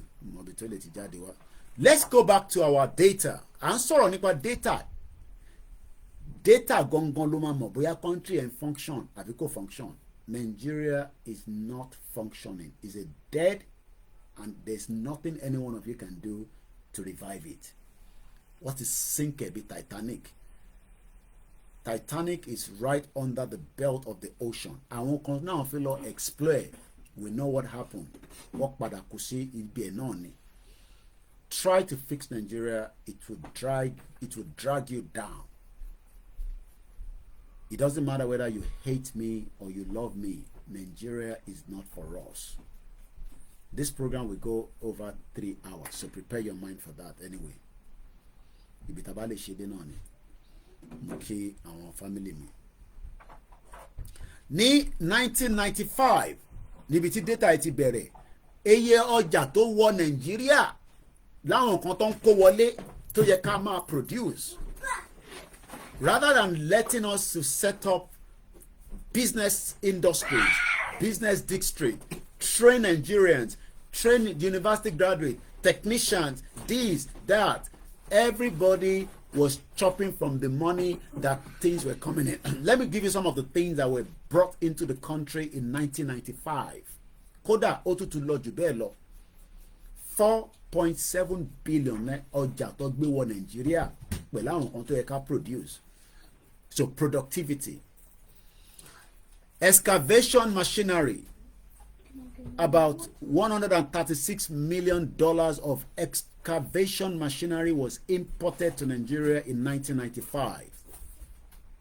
Broadcasting equipment at the tune of $32 million was imported to Nigeria. Electrical generating set at $31 million was imported to Nigeria in 1995. Air pumps, $28 million worth of it was brought into Nigeria.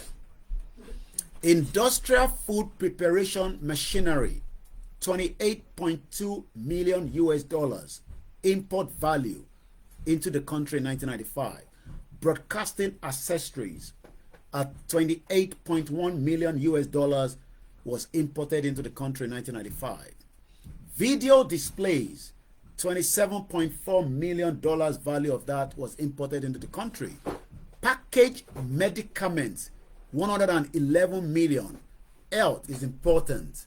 Since Nigeria cannot produce paracetamol, that means all the stuff that you need for your medicals were coming from outside the country. Synthetic coloring. Èyí tẹ́ ń fún wa ní gbogbo tẹ́ ń fi support Koikimedia. No matter how small, we love you, we appreciate you. 30 million of that was import in 1995. Senti mixtures, 27.1 million. Èyí tí ẹ mọ̀ nípa gbogbo nǹkan tí mò ń sọ yìí. Start asking yourself, Koiki, why are we or were we not producing some of this stuff? It's because nobody was going to give you opportunity to become a very hardworking Nigerian, because that would have brought value to your lives. Yes. No. Yeah. Cold rolled iron, 87 million. Abia, there is a very hard to believe any information from Nigeria, 100%. Lórí. Well, this is not coming from Nigeria. I mean, it's a worldwide, collation of data. So Nigeria will submit their own, I believe, but definitely we know that they're probably mago. But this is not Nigeria organizing this. This is it's for all countries around the world. So I believe every country I don't know how they will be submitting this, but every country has their own. Let's take a look at why is it that United Kingdom was one of our major imports of goods to Nigeria in 1995. Kokobe. Let me give you some of the countries that traded with us in 1995 so that you can start understanding when you say you want Yoruba nation and you think that some of them are ready to give up because you are a Yoruba person. Can you come up with they care less. Some of this country some of them will not even care about looking you twice before they spit into your eyes and say, we don't want Nigeria to break. So we've given you cars were coming into the country. $130 million. Those Boku SUV. They were buying it brand new. But those of us that doesn't have money, you are calling your uncle. You think they were doing business. Oh, Uncle Esali sent the motor to America. They were sending it when the dollar was even good. Right now, many diaspora have reduced the numbers of cars that they want to ship to Nigeria because of the exchange rate. So, Abia the best. The information is from Nigeria. If not, that agency is stealing information from a country. Refined petroleum, the major thing that Nigeria owns. Do you know the meaning of what they say? Refined. After your crude oil is extracted from the ground, it's like a black tick. You can't put that in the vehicle. You would then need to throw it into a machine called the refinery. The job of the refinery is now to clean it up, take out the one that will be used for your oil, the oil that you use to top up your car. They will remove that one from it, they put it on the side. Start telling me some of the things that comes out from crude oil, because me, I don't know book, I don't go school. Drake Smith said, work with a lot of guys from Nigeria. They had a wife in America and one in Nigeria. My question, will you prefer, which one will you prefer in bed? Okay, I don't know. You have to ask those your friends. The one that have American wife and have Nigerian wife. In our culture, some people have multiple, okay?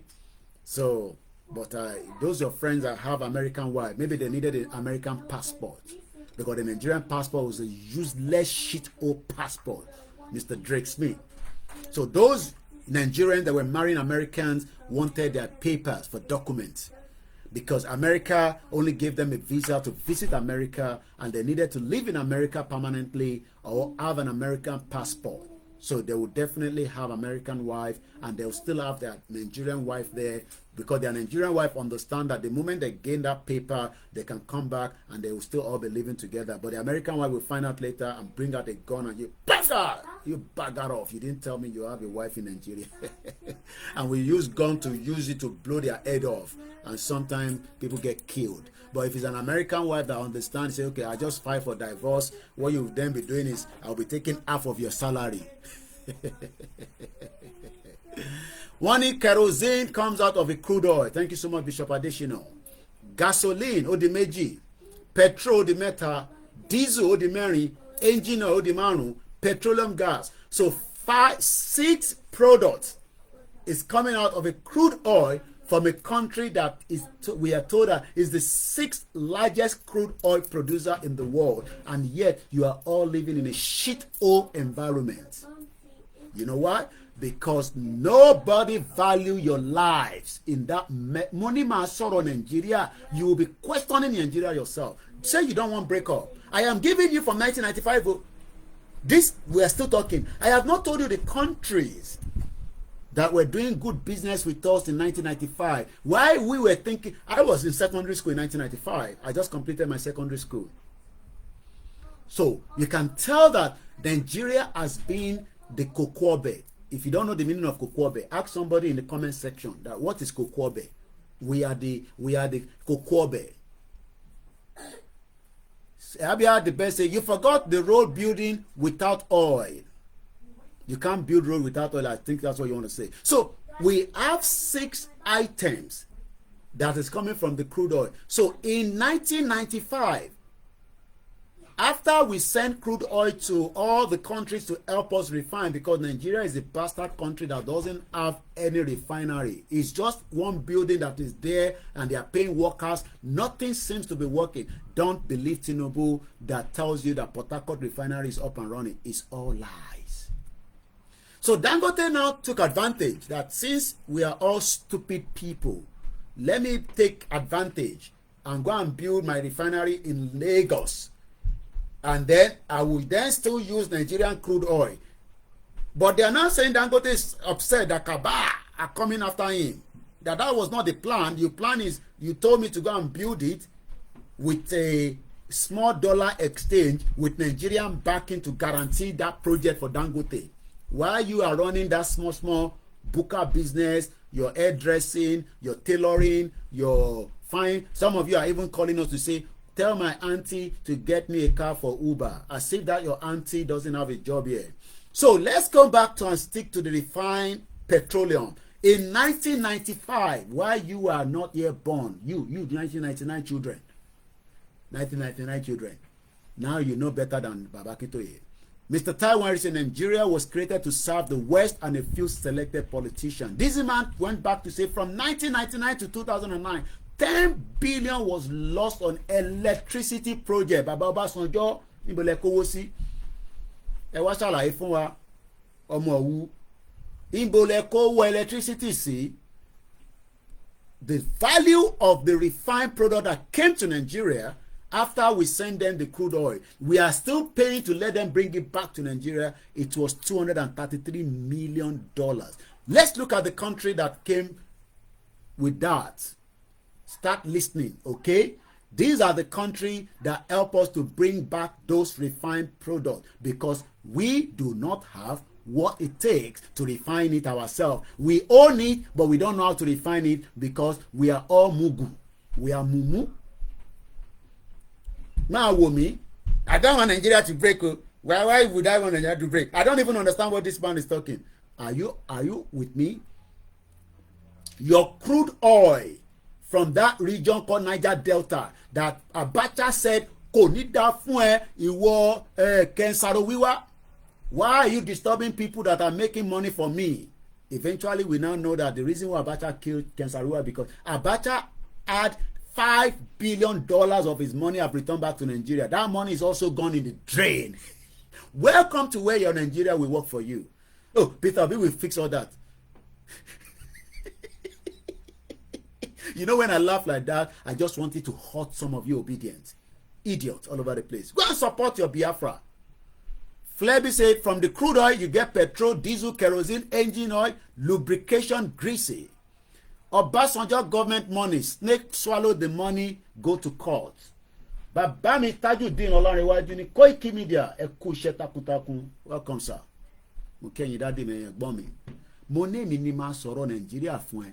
Wàá máa wonder pé the reason why your life is stuck, why you are not happy, and you think that your unhappiness, you will then come and maybe the discussion for the next maybe 1 month or so. Nisuru governor, Nisuru. All this one they told us they make money from the crude oil. They are oil and gas. They are all criminals. Which oil and gas? Truth and Question says, and Nigerian government pays high interest to buy our own oil back from foreign. I will tell you the country that the oil is coming from. You will be asking yourself, can I get a visa to those countries? The answer is no, not with your Nigerian passport. This is the platform that will open your eyes. Emma answer na triple direct. Hey, shut up, governor. Okay. Shut up. I am not asking you to talk yet. Tibati ní kẹ́ sọ̀rọ̀. Triple DRS. Emma sanwó láàárọ̀ yo. NG don't give answer yet. The countries that some of you will not understand that we are importing crude refined product from, you will cry for yourself. Yeah, I'm a chemical engineer. We saw last week our brother, I have the audio. You want me to play? He's in Seme border with Benin Republic. Yemi Fato Kikabo Sorieto. Ẹ̀gbọ́n mi dáadáa. Kò ní bàjẹ́ fún ẹ. He's the only brother that I say I want coffee now. If I'm outside or not inside though. He will say, you want coffee. He will send money from Nigeria. Say, however you want that money to get to you, I don't know. Buy coffee. You cannot be outside and be shouting you want coffee.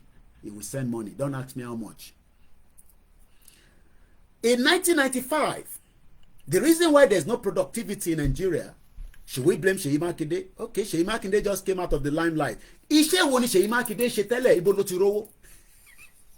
Bàbá mi Moses Ọláníran ti jí ẹ̀yìn tí Amẹ́ríkà mo ti jí yín lẹ̀. Ó yẹ kẹ́ ti jí náà. Bẹ́ẹ̀ bá tẹ̀ lọ síbi iṣẹ́ máa lọ sí church now. Iṣẹ́ wo ni Seyi Makinde ṣe? Where did he make his money from? They are just billionaire. They are just millionaire. Oil and gas. Everybody's oil. I remember went to Baba Jebu's son in Petrolex opening. Petrolex. Go back there and see if anything is functioning there. It's meant to be the biggest tank farm in Africa. I was there. I was there before it was launched. I had a very big uncle friend that had some contact in there, and I was going back to back. I slept in there. Ibẹ̀ ni mo ti mọ̀ pé ọlọ́pàá wọ́n máa ń ra uniform wọn ni. The orderly that we had that was there was telling me that Koiki, this my uniform, I bought it. I said, no, you're lying. And everybody was saying, Koiki, this one will be London. No. Everything where this policeman wear, he buy amo okrika. Bàtà tọ́lọ́pàá ń wọ̀ òun rà ni. And in Nigeria, it's a country. Even Obi says, to Obi na criminal, Obedient doesn't like that. Bastard people. Let's stick to 1995. Olakunle Kabo Sorieto.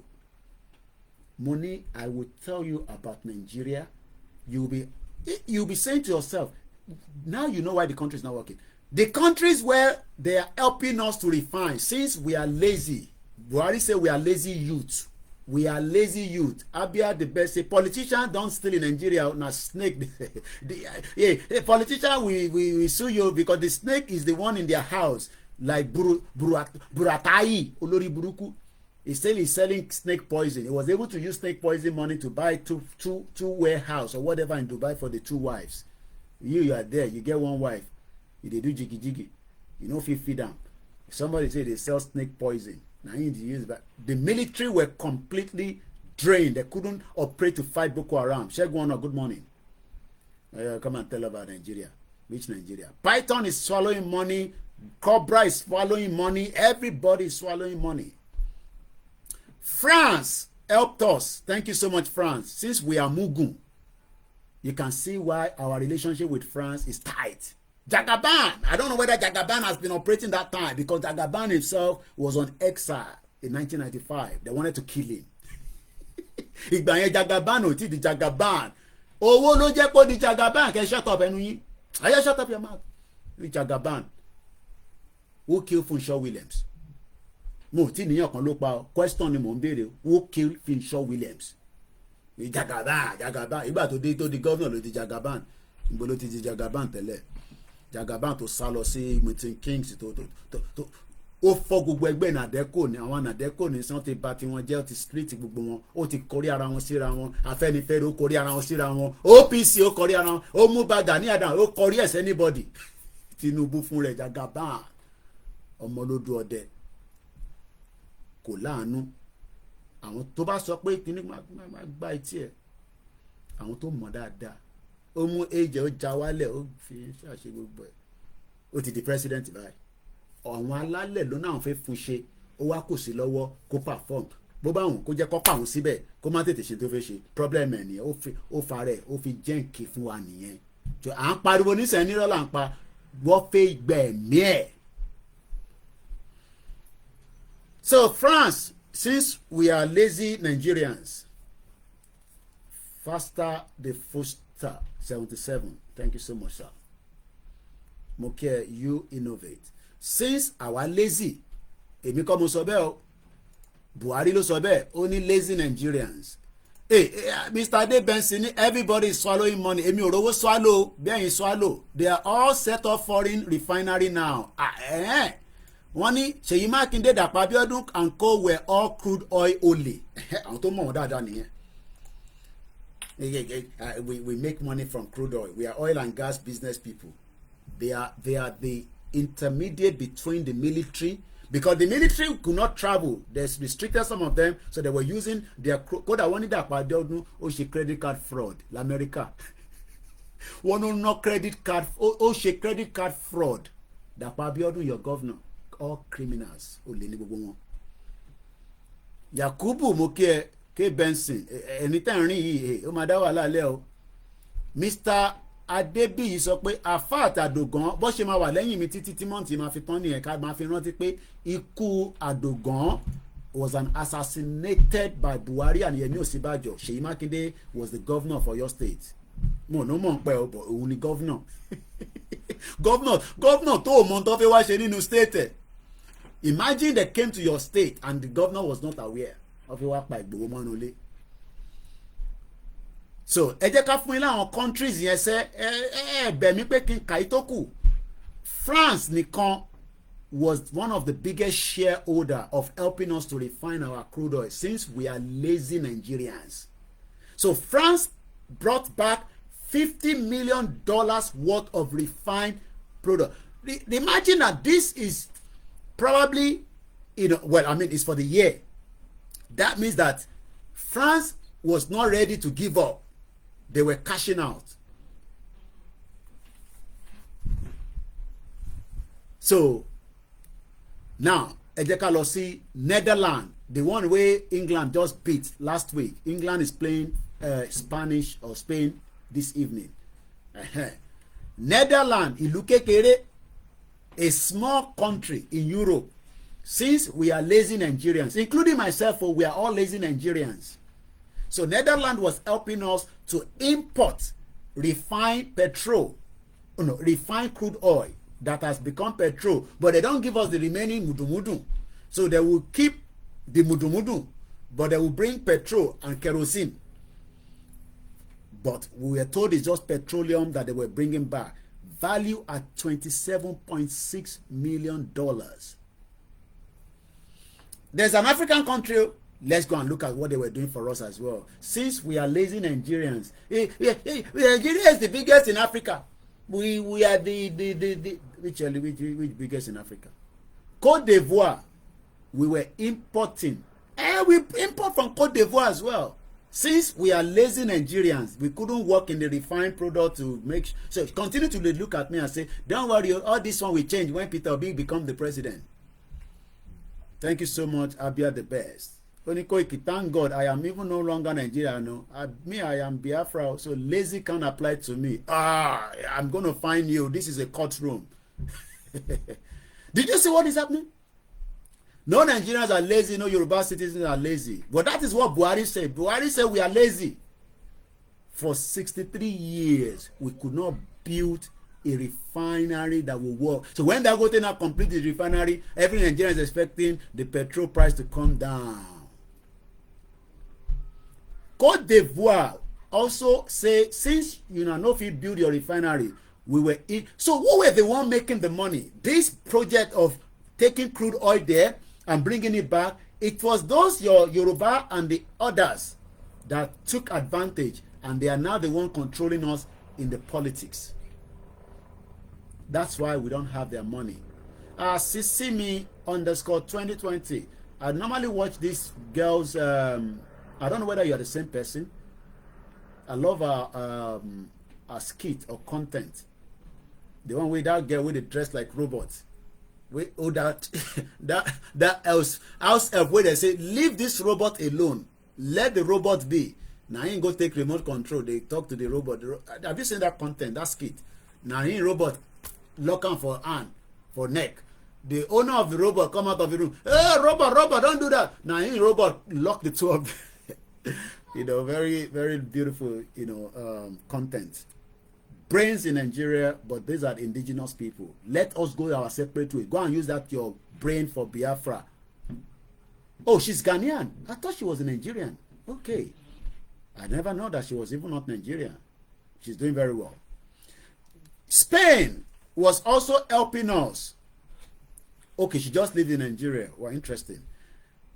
Spain also helped us to import. Go and apply for all these Try to go to Cote d'Ivoire with your Nigerian passport. You will see how they will slap you. But tell them that, but we are importing crude oil from here, refined product. They'll tell you, what does that mean? Are you Dangote? Are you this? Are you that? Spain also helped us to import a refined product known as petroleum at the value of 17 million. This is for 1995. Oh. So you can see how long they've been using Nigeria as their kokobe. Don't ask me what is the meaning. Ask somebody in the comment section, what is the meaning of kokobe? We are the kokobe of the world. This beautiful world. We are the giant of Africa. We are the giant of Africa. That's what they give. So they give you that so that you can have a peace of mind. So you won't be having high blood pressure. Truth and question is, what people doesn't know, Dangote Refinery has most of your politicians as stakeholders. United Kingdom, UK, the one we join us together, they're also helping us. They help us small. Eh? I still have 1 hour, my boy. Why are you in a hurry? You okay? I love you. UK also says, since we left you, you know if you manage yourself. We give you independence. You know if you manage yourself. We turn you to Nigeria. You know if you help yourself. We gave you everything. So UK say, okay, since you don't have the refinery, we have experts. You know when they say they have experts, consultants. We have experts. Favor and you they give you the meaning of cocoa bell. Me, I don't know. All this country, Nigeria is their cocoa bell.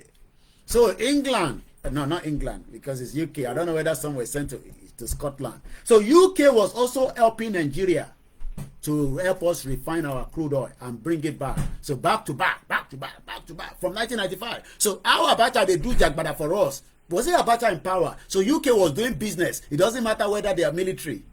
So when the military were in power, because Nigeria took back democracy in 1990. So during that military era, all this country careless, they were doing business with Nigeria. But behind the scene, they are on the front side, they will say to us, we are making sure that everybody has the right to vote. That was after Abiola election was announced. They should stop every business engagement with Nigeria and let Nigeria suffer. But no, I want them to suffer because Nigeria na their kokobe. After 1993, 94, 95, this was 1995 data. So the world was engaging Nigeria in business transaction while people were saying, no, we not go agree, we not go agree, bang, bang, bang, bang, we not go agree. The world were just laughing down. Why are they crying for? We have business interests in Nigeria, man. We have business interests in Nigeria. We can't do that. NSAS, boo, NSAS, boo, NSAS. Okay. Oh, that they went to do petition. Hey, 100,000. Hey, they come to the house. Nigeria, please respect your citizens to do protest, but we are sorry, we were also helping. No, help MP. So Nigeria was getting money from UK to support and fund the police. We didn't give them cash. We never gave them cash, but we gave them some equipment that they would be using for training, and we sent our expert to train. Kí ló kọ́ mi pẹ̀lú football kọ́ football ni ọ̀rọ̀ football ló kọ́ mi gbogbo tó wà wájú mi nísìn. God bless whoever wins. While the country was going into turmoil in 1995, the world was still engaging doing business. Fine. How long are you born? How old are you that you think you want to come and fix Nigeria? I pity you. Let me tell you the remaining country. UK, $11 million. I mean, yes, was the import value. It never finished. Romania, we were even taking our crude oil to Romania and they will bring it back. Since we couldn't operate a proper refinery, so we end up throwing all our crude oil to those countries. Romania was helping us $15 million at 6.71%. Romania. Italy said they are fed up of illegal immigrants from Nigeria coming from Libya. But in 1995, they were taking our crude oil and selling it back to us as a refined product. Do you understand what that means? So they were also helping at 5.4 million US dollars. Belgium was helping us as well to bring back a refined product to the country in 1995 at $4 million. Germany, where the England will be playing tonight, also say, we don't have a lot, but we will give you value of 1.7 million. South Africa, the one where hate Nigerians like hellfire. They say the Igbo doing drugs there, Yoruba, they take their wife, they are taking their businesses. At the end of the day, South Africans say, any Nigerians, we go hack you to death. Some of the images coming out of South Africa, God save the Nigerians that are living in that country. Even though we help them during that time as well, but they care less.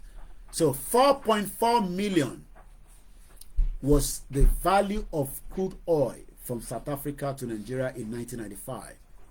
Morocco, you can see why they hate Nigerians, because they see you and say, well, which Nigeria? You pass through their airport, they will unpass that passport, they will say, go sit down, go sit down. Go sit down. Who are you? That church pastor say, I am a man of God. Which man of God? Are you a Muslim? No, I'm not Christian. Go sit down. They say you were looking at one woman. The pastor say, which woman? I am traveling with my people to Lebanon. We are going on preach. Go sit down. Go sit down. Go sit down. Which passport? More than sad situation in South Africa. Morocco also was helping us, since we are not having to refine our stuff. 1.7 million. We are almost there. We have 4 countries left. United States of America, where they wanted to kill and assassinate Donald Trump yesterday. I don't know what the world would have been today. Imagine if Donald Trump was killed yesterday. Have you ever thought about what could have happened overnight? I don't know. One person was killed, Donald Trump himself, the bullet. Even though they was telling the SSS or FBI, say, look, that man, they carry rifle. He dead there. They say, don't worry, let him shoot. It's just a toy. Oh, yes. But don't make it too loud. United States also helped us a little bit at 15.6 million. The value of crude refined, not crude, refined, coming back to Nigeria. This is 1995, I'm telling you. The last 3 countries, Canada, the coldest place, very too cold, but Nigerians wants to go there because at least they can jackpot there, they have a better life than Nigeria. $5 million. Brazil, Yoruba people plenty there, according to what we are told. They were also helping us with $10 million worth of. Continue to think about it. The distance between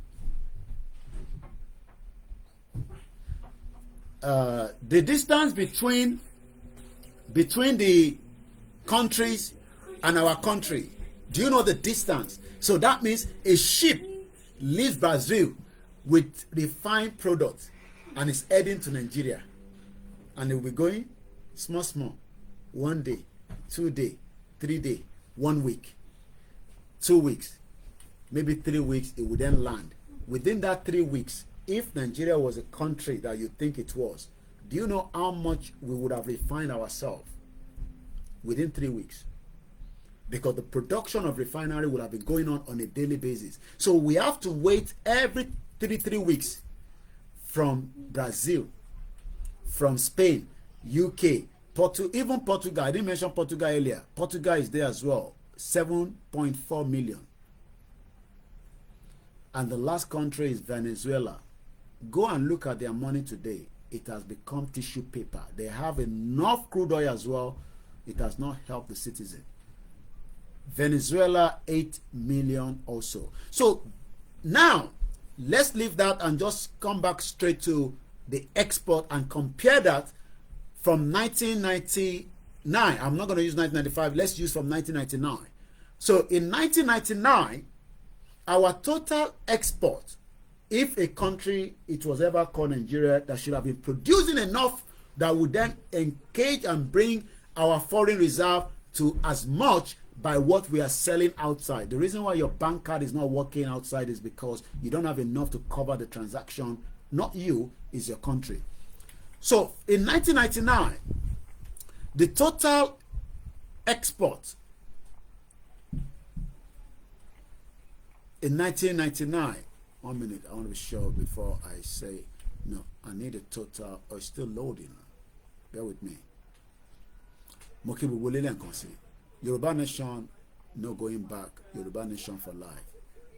We will continue to make sure that everybody understand the truth about what is behind Nigeria. Because if you don't understand the truth, you will not support this movement. You'll be sitting down there and be talking nonsense that Nigeria is going to work. But I don't know who is giving you this. Okay, keeps rolling, it's loading. Let's try it again. OEC. You can do it yourself. OEC.world. This is what you will get as well. All right, so let's go to 1999. So in 1999, our total export, before we start winding down the program this Sunday, what we actually export, the total value was 14 billion in 1999. Then in 2022, it was 52.1 billion. 1 minute. No, export. The total was 70 billion in 2022. In 1999, it's 14 billion. In 1999. So now, what you should be asking yourself is, why is it that Seyi Makinde is now mourning that the productivity in Nigeria has stopped? Because investment never went into the production line. Rather than producing and helping Nigeria to grow on a faster scale, you would then have to train people, make sure that they are ready to know that when you graduate from a university, you are going to work. You are not going to sit on the computer and become a criminal. Not that there will not be crime in the country. But for that to happen, the system must be put in place. The factories. Go to China and you will see the amount of factories that are just operating automated, some of them with few staff members and all sort. So, if you are still one of those, now, I want to talk about the imports, which is where we wanted to land into. So, the import of goods coming to Nigeria in 2022, 2 years ago, was 67 billion US dollars. Let's take it back to 1999. The import of goods coming into Nigeria was about 7.7 billion. So rather than us reducing our imports, because the more you import, the more your production line reduce. And when we produce, we were bringing it in, importing it, and in 1999, I am just looking at rice. This is where some people make their money and they become powerful people in Nigeria today. Dangote, one of them, and the rest of them. 3.3% of the rice that we were consuming in Nigeria was imported at value of 257 million US dollars. Then the government started saying, no, we can't be importing rice anymore because it is not helping the country. But instead of us to be growing the rice, we were going to Thailand, which I know Thailand was one of those countries that we were importing the rice from. And going back to 1999, Thailand was 74.7% of the total rice we were consuming in Nigeria as far back as 1999. And that went on every year. And they were bringing containers of rice into the country. While you thought that it was the best option the politicians and the government knew that it was not the best option, but they are criminals. They were setting up things in Thailand. So Thailand helped us since we are lazy Nigerians, according to Buhari and the rest of them. So rice Taiwan jẹ ní 1999 wọ́n wá imported wọlé láti Thailand at over value of $192 million. The next country was India at 59.3. The next country was United Arab Emirates. You can see why they don't respect Nigerians in that country. Value at 1.4 million. Malaysia, 752,000. Then also we were bringing rice from Uruguay. So Nigerians that knew that business were going everywhere to source the rice. Do you know that somebody would have traveled to Uruguay and import rice? The dealers, the criminals, they knew that rather than help the farmers in our villages around the whole of Nigeria to make sure that we were able to, Amosun criminal, where is your rice pyramid? Oloshi, Olori Buruku. Buhari gave us a rice pyramid as well in Abuja. They are all liars, criminals. Uruguay also say since we could not do rice production ourselves because we are lazy Nigerians, let's bring it in for you at $30 million, not a lot of money.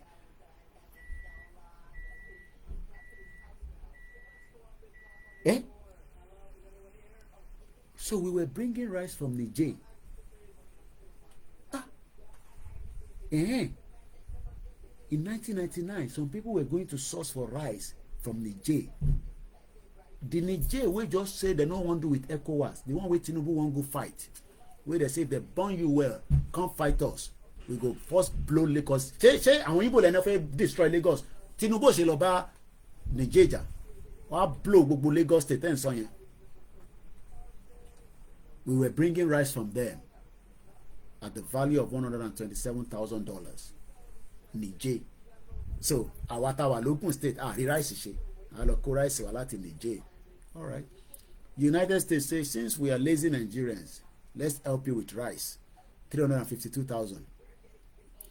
Netherlands again, small country, 38,000 value. Then UK not the last. UK. So UK was also bringing rice for us at 2.8 million. That is how far I can take you this morning. Unbelievable. Atenko cement in our Latita. 1999, they were bringing in cement from Greece. Greece, we don't get anything. Oh my God. Raw sugar.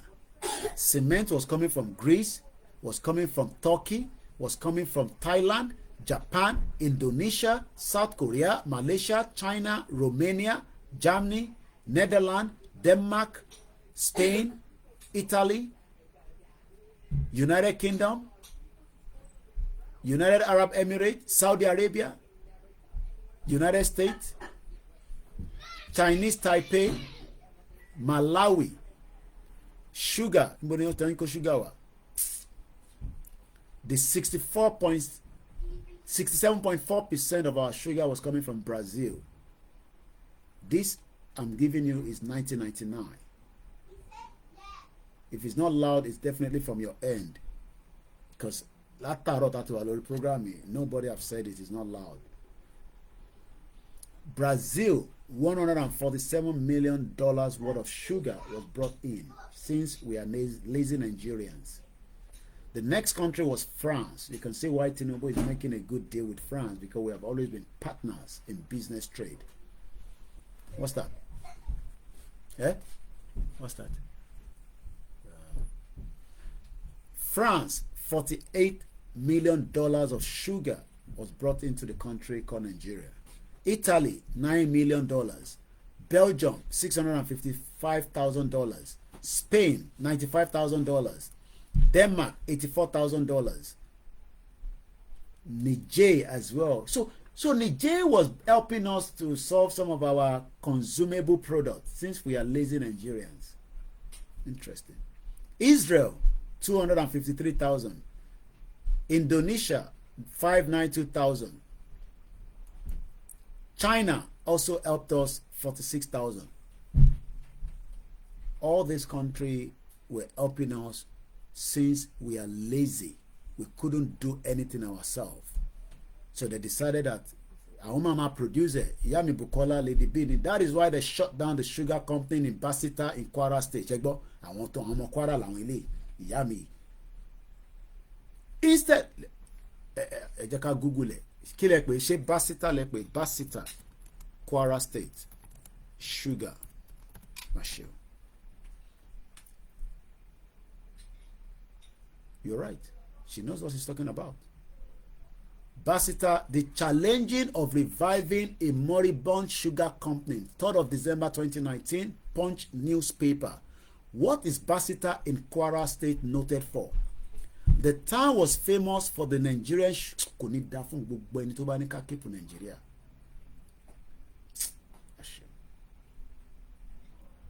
Sometimes I just wonder,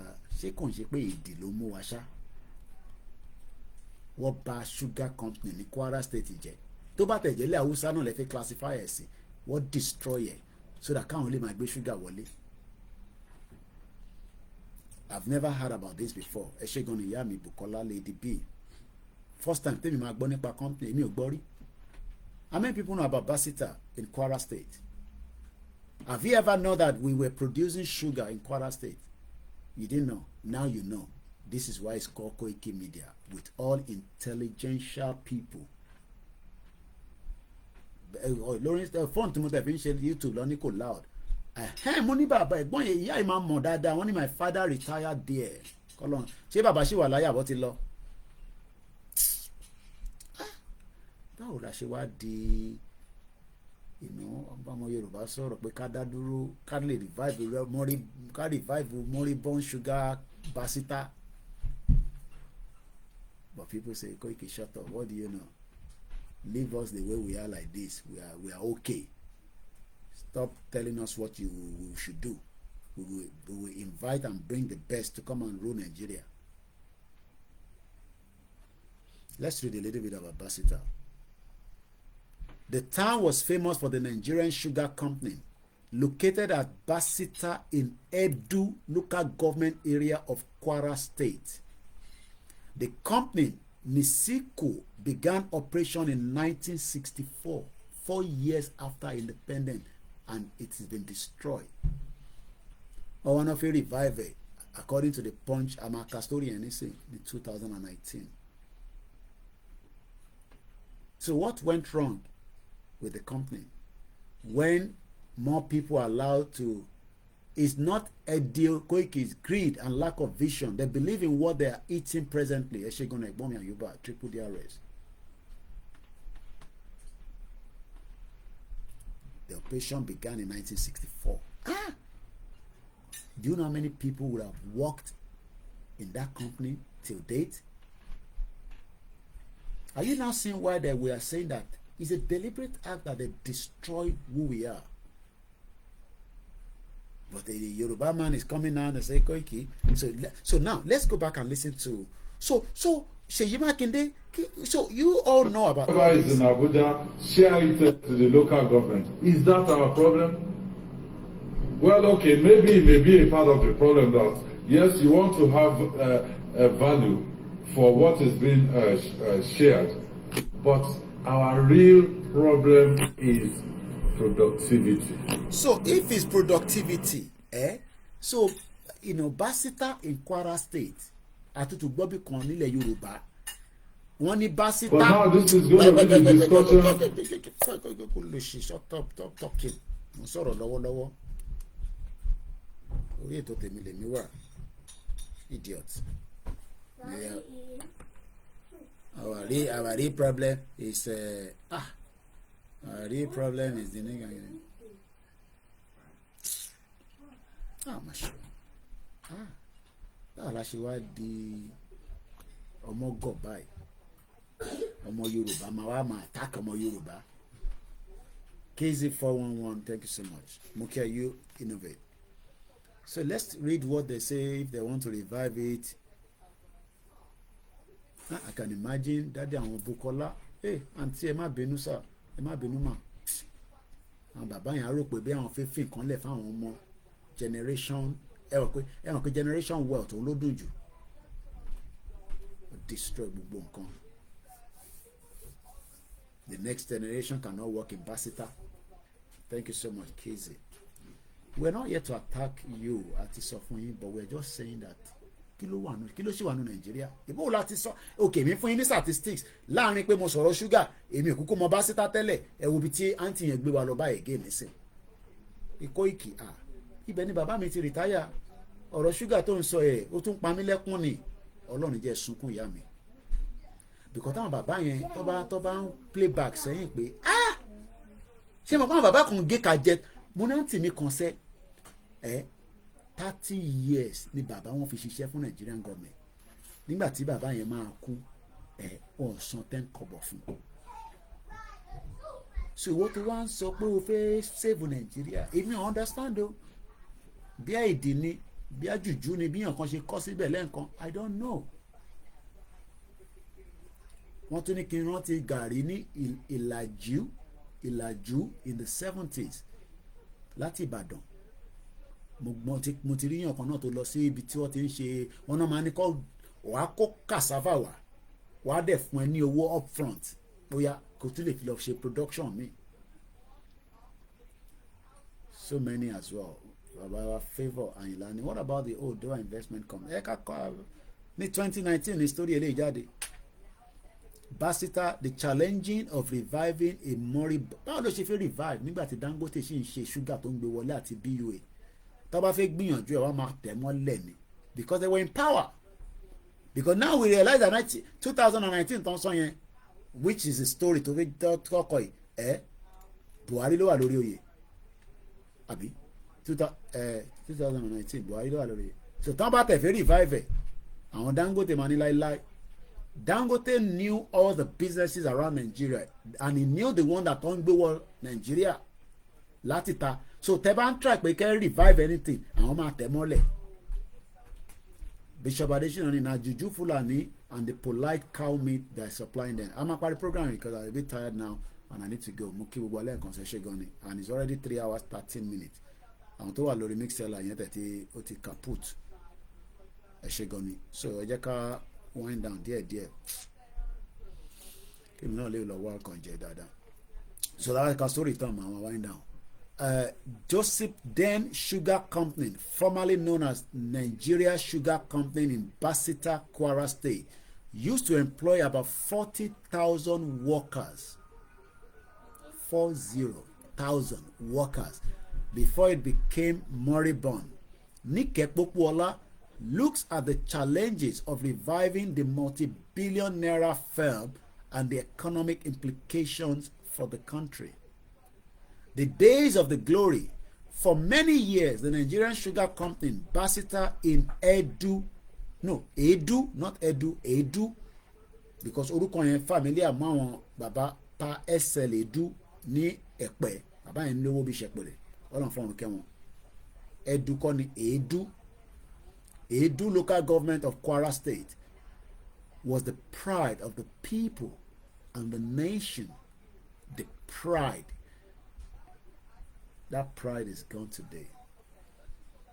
The company also called Bacita Sugar Company had over 30,000 hectares of sugarcane farm with a production capacity of 300 metric tons of sugarcane per day.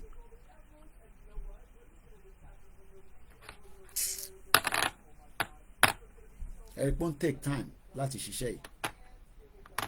Ṣé ẹ pé lecture room níbí báyìí? Ẹ ṣé gan ni yàrá Bukola for taking us into this part because ele lo wa jẹ́ kó balance it because I told you a lot of things so this is like balancing what evidence lele nísìn pé Koiki reason táwọn ṣe jẹ́ kí Bacita ṣiṣẹ́ ni ó ti sọ nísìn ní 1999 wọ́n import sugar wọlé ni instead of us to continue with another 30,000 hectares in another state, another 30,000 and template in you just set up the same template in another state and the production go. Ṣé lè ti Fúlàní tẹ́ ń fi màálù jẹ kínní ṣé tó bá wọ ọbẹ̀ yẹn nísìnyí wọn ní jẹ gbogbo kó yẹn tán and you are there Kezimani, so many factories back then, flour mill, mélòó, mo kí grandma Felicia, amapareto ẹ má bínú gbogbo wa. It had a huge sugar refinery capability and was well positioned for backward integration in planting, harvesting, milling and processing. Gbogbo ẹ̀ ló ń ṣe. Bó ṣe ń plant ló ń harvest, bó ṣe ń harvest ló ń mill, bó ṣe ń mill ló ń process. La fi ń rí sugar jẹ níjọ́ náà lọ́hùn. Dangote wa ni no eléyìí ò dá o. Fẹ́ mi ní license kí n máa lọ kó sugar wọlé. Ó wá di bàbá olówó. Àwọn ọmọ Yorùbá kúkú wá ra sugar Dangote. Àwọn náà wọ́n gba franchise lọ́wọ́ ẹ̀. Àṣé ó ti ṣe jàǹbá fún àwọn nílẹ̀ Yorùbá. In its heyday, products from the company were readily in the market and Nigerians were patronizing them. The economy ranked a huge revenues from the product for many years. Then what happened? It had a huge sugar refinery capability, was well positioned at the Kabenye. Unfortunately, the story changed. The situation on the ground now is nothing but a sorry sight as the company has since gone under. So you that you say, I am doing one business, Koiki is going very well. I pray it continue to go well for you. But just prepare your mind that if it goes down, don't come for anybody. The few workers left at the place have not tasted sugar from the factory for many years. Even their wages. Ṣé wọ́n sọ pension fún dáàdì ṣá? Ìyá mi bùkọ́ ẹ̀ wọ́n ní Koiki má jẹ́ kí ọ̀rọ̀ yìí kó bá pamílẹ́kún láàárọ̀ yìí fi mí lẹ̀. Ẹ̀yin náà lẹ mọ́rọ̀ ṣúgà ìwá o, ilẹ̀ lọ mú Bacita wá o, ẹ dá wa lóhùn àǹtí o. Ṣé wọ́n san owó sálárì dáàdì tán ní pension wọn? Ìyá má ti jẹ ọmọ Yorùbá gan ṣá. Ìyá ti jẹ wá pámpám. Kí lẹ sọ sà ọmọ Lùbákà wọ́n ní ọjà Nàìjíríà ti tú pátápátá. Mr. Perry, when I discussed with my brother regarding Yoruba Nation, he said Igbowosha will also become Jagaban of Egborode. Can you imagine? Bó ṣe bẹ́ẹ̀ ni ẹ ṣe ronú. Igboho máa wá di Jagaban of Nigeria, of Yoruba Nation. Because what he used more intimidation. Ẹ̀yin wèrè. Kí lẹ sọ níbí? Wọ́n ní àwọn workers wọ́n sọ even wages for the over 3 years have remained unpaid. A situation that has continued to subject them to an unending hardship. Nisuko was one of the first sugar companies in Nigeria that lost its glory when Nigeria discovered increment of the devil, oil, in commercial quantities and started shifting from focus from agriculture. Owó epo rọ̀bì ìyẹn sùn ju ká máa gbé gbogbo tá a bá máa jẹ jẹ́ ká máa import ẹ̀ wọlé ọkọ̀ switch sí crude oil ni. You can see where we are today. The firm began set up in 1964, few years after oil was discovered in large quantities in Olobiri in Bayelsa State in 1956. But while the oil sector has enjoyed immense attention of the government, the reverse has been the case for agricultural sector. Tinubu dẹ̀ ti sọ pé Koiki má worry. I have now inaugurated committee for implementation of the livestock reform to address obstacles to agricultural productivity. President Bola Tinubu on Tuesday, or the 9th of July rather, or Tuesday in Abuja, inaugurated the Presidential Committee on Implementation of the Livestock Reform to address obstacles to agricultural productivity and open up new opportunities which benefit farmers, herders, processors, distributors in the livestock value chain. The President appoints somebody we know very well. Aitaru Jega, the former INEC chairman, Jagaban. Èèyàn nìyẹn. Ibi tá a máa ń dẹ̀ sí nìyẹn. Ó tún lọ gbá Aitaru wa. Aitaru mo mọ ọwọ́ dáadáa bó ṣe bá mi nígbà tó ń ṣe INEC chairman bó ṣe dáwọ́rú. Ìwọ náà ni mo máa need. Wà lọ dáwọ́rú níbí báyìí. Táwọn ọmọ Yorùbá bá ti ń pariwo Yorùbá rẹ̀ pé kó ṣọ́tọ̀ pé òun ṣiṣẹ́ fún Fúlàní lọ́wọ́lọ́wọ́. Ebi máa pa ṣé gèsì gbogbo wa lára. Ibi tá a máa rí mọ́lẹ̀ lé ẹ̀yìn èèyàn wa ẹ má bínú mo tẹ̀ gbàgbé pé àwọn èèyàn wà lórí Twitter space àtẹ̀gbé wọn wọlé látẹ̀kan yẹn kan lẹ́ẹ̀ ti send a request. Do I have time again now?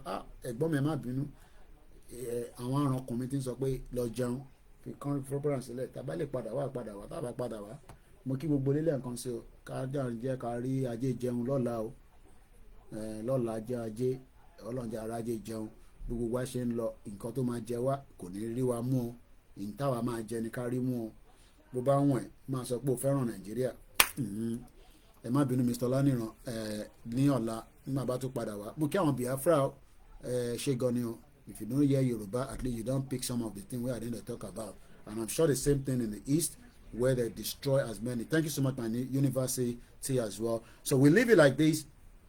Happy Sunday. I'm telling you there'll be more media that will be out between now and the next couple of hours. Let me go also on have it's 3 hours 21 minutes and I believe we've cracked it very well. Thank you so much, Bishop Adesina, for enlightening us. Thank you to all those of you that comment.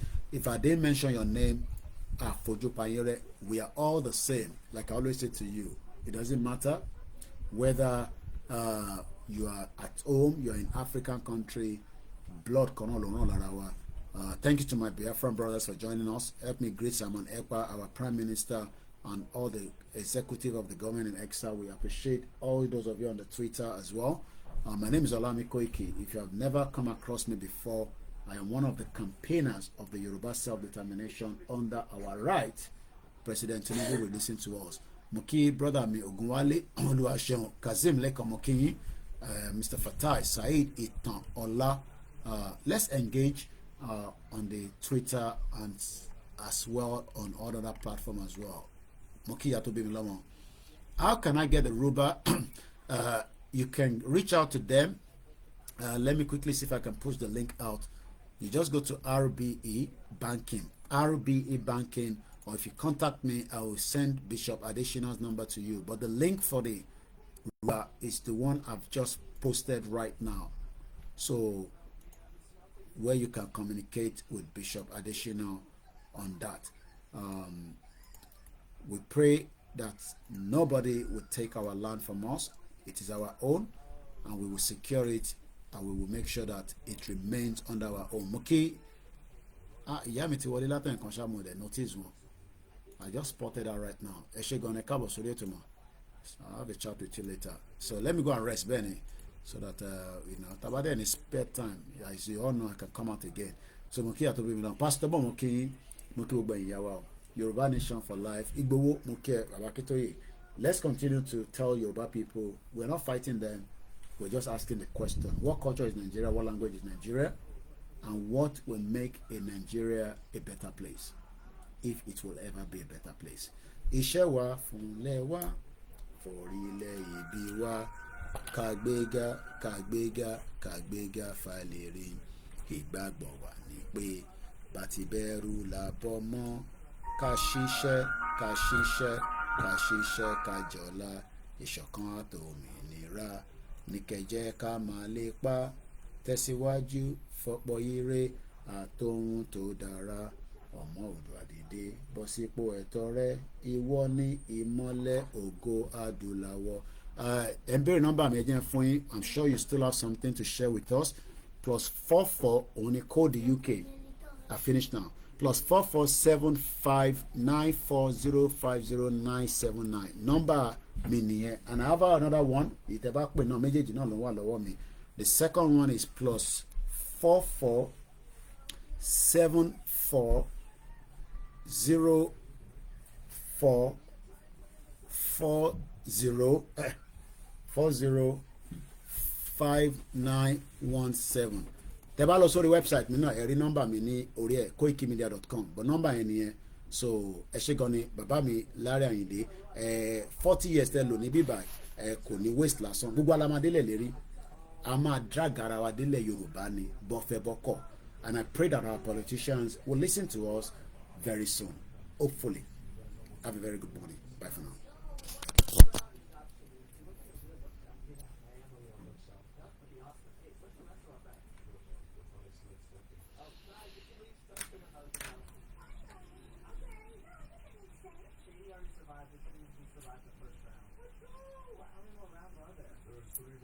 Moki ẹ̀gbọ́n mi Fab Ṣẹ́gun.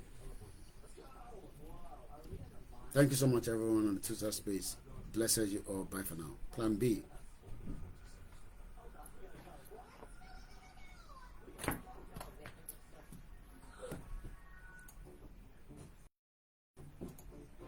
Thank you so much, everyone on the Facebook as well. Mo kí gbogbo alẹ́ nǹkan sí o. Mo kí bàbá mi Tajudeen Ọlárẹ̀wájú Ibrahim. Thank you, sir.